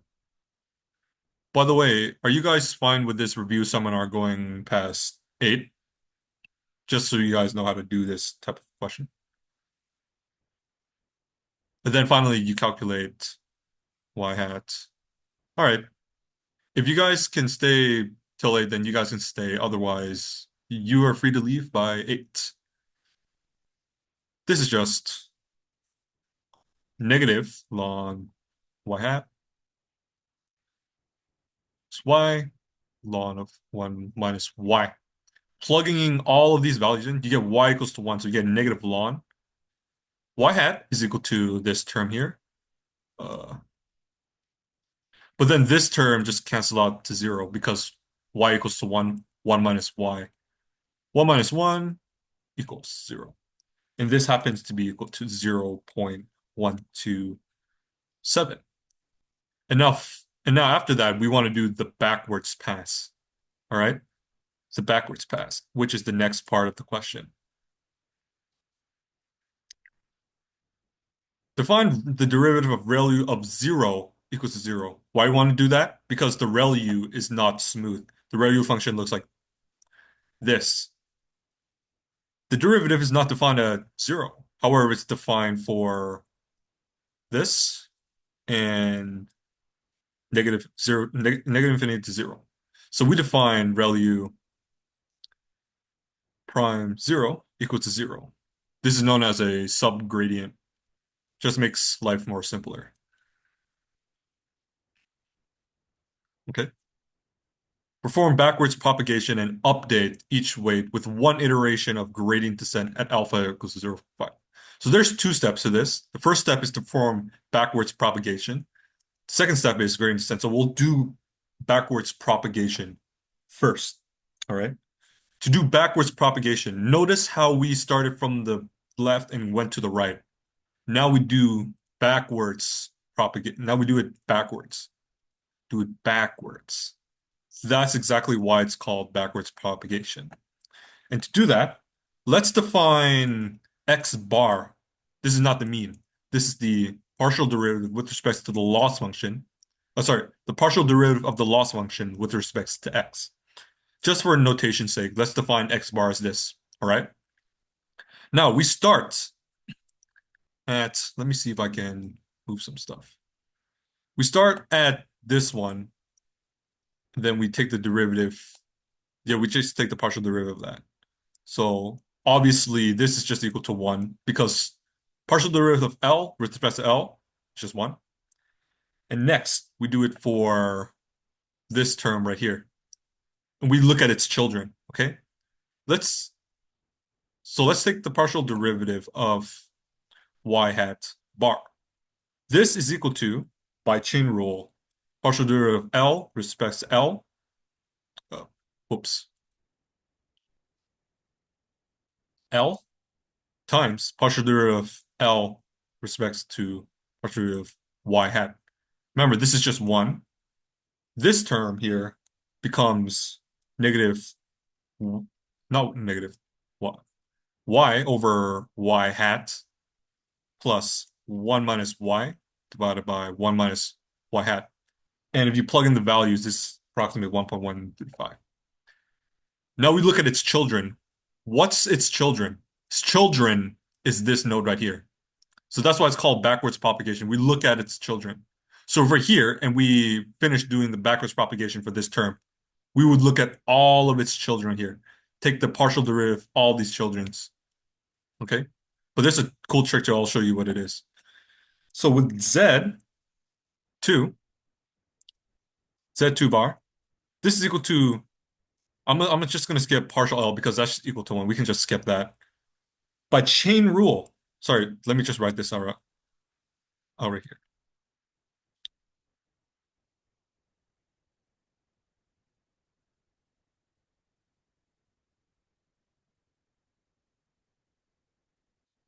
By chain rule, we look at what's ahead of it. So this one and this one. However, we can just write it as this. Let's see. Y hat, partial derivative of y hat with respects to Z2.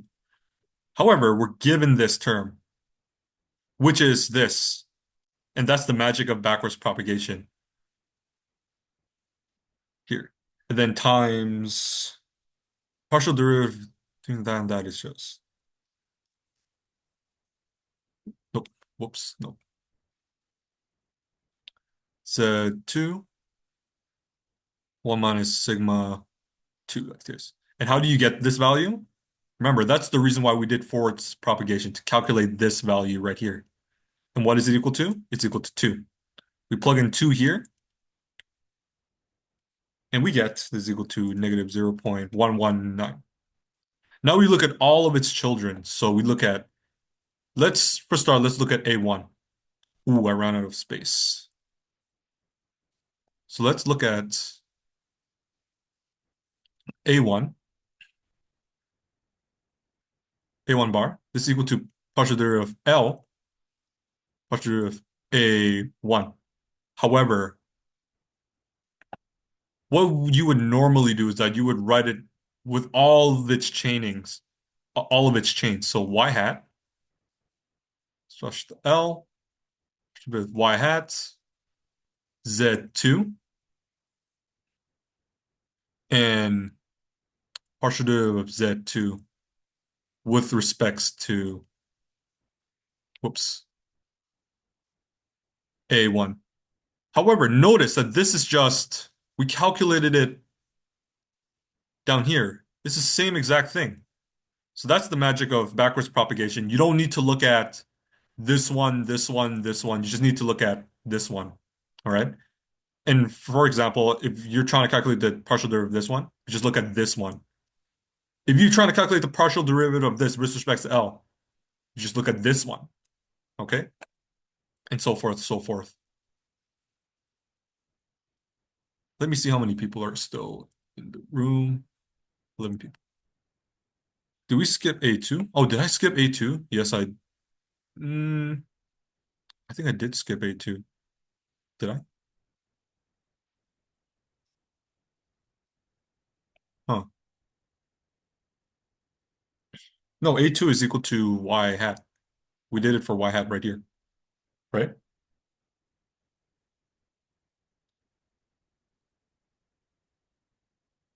Anyways,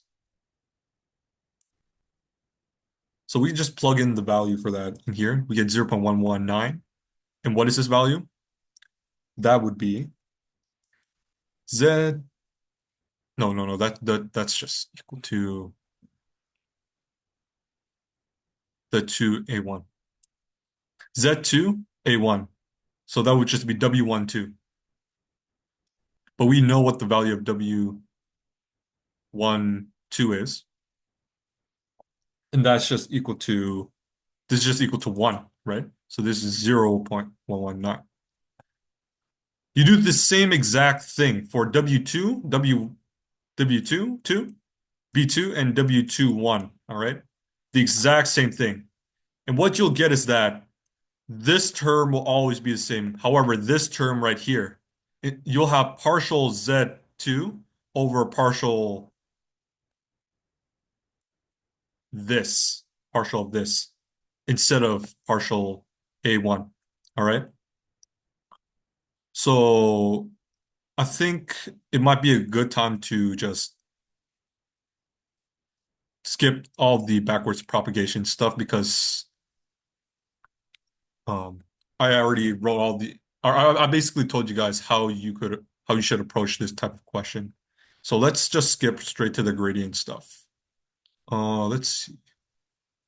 I think I can remove this. Yeah, I can remove this. And then with the gradient stuff, you would use your results from the backwards propagation. For the gradient, the gradient descent, you essentially want to find one iteration of gradient descent for all the weights. Can anyone tell me what the weights in the biases are we're trying to learn from the gradient descent? Actually, it's quite a mouthful, so I'll just write it down. We're trying to find B0, W0, W1, B1, W2, 2, B2, W2, 1. These are all the weights we need to update with gradient descent at alpha equals 0 from 1. So let's start with B0 new. We update this with gradient descent. If you recall the definition of gradient descent, take the current state and then plus it with learning rate times the gradient of the loss with respects to B new. However, we already calculated that using backwards propagation. So that's just B0 bar. So let me see what I wrote for that. What was the value for it? Oh, I did not write the value for it. Oh, that's strange. Sorry, give me 1 second. Okay, okay, got it. So the value for this would be, because we initialize all the weights to 0, right? So this would be 0 plus 0.5 times this. And recall, this is just the gradient of L with respect to, sorry, the partial derivative of L with respect to B0. And then you can break this up with chain rule. But then we simplified that process with backwards propagation. With this, you get it's equal to, oops, 119, 0.0595. Yeah, negative.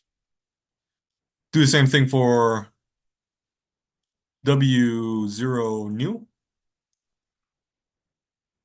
and that would be the initial W0 plus the learning rate, W0 gradient, whoops, the gradient of L with respect to W0.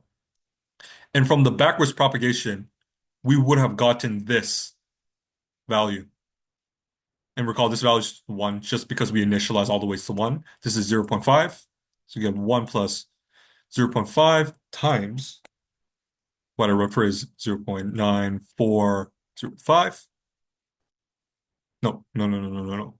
That's it. The value is 0.119, 0.9405, like that.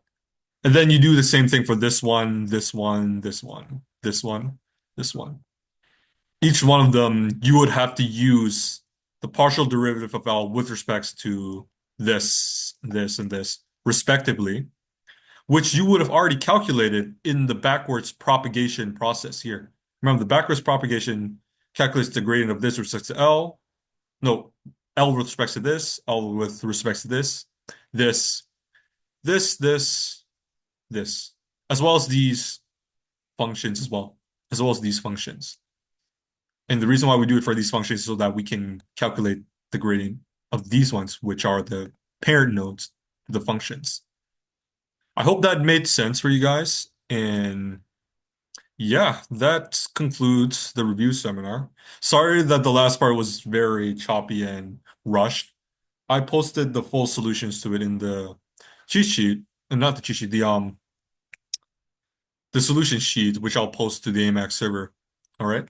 I wish you guys the best of luck on your exams. And yeah, that's about it. See ya. I'll stay back for any questions.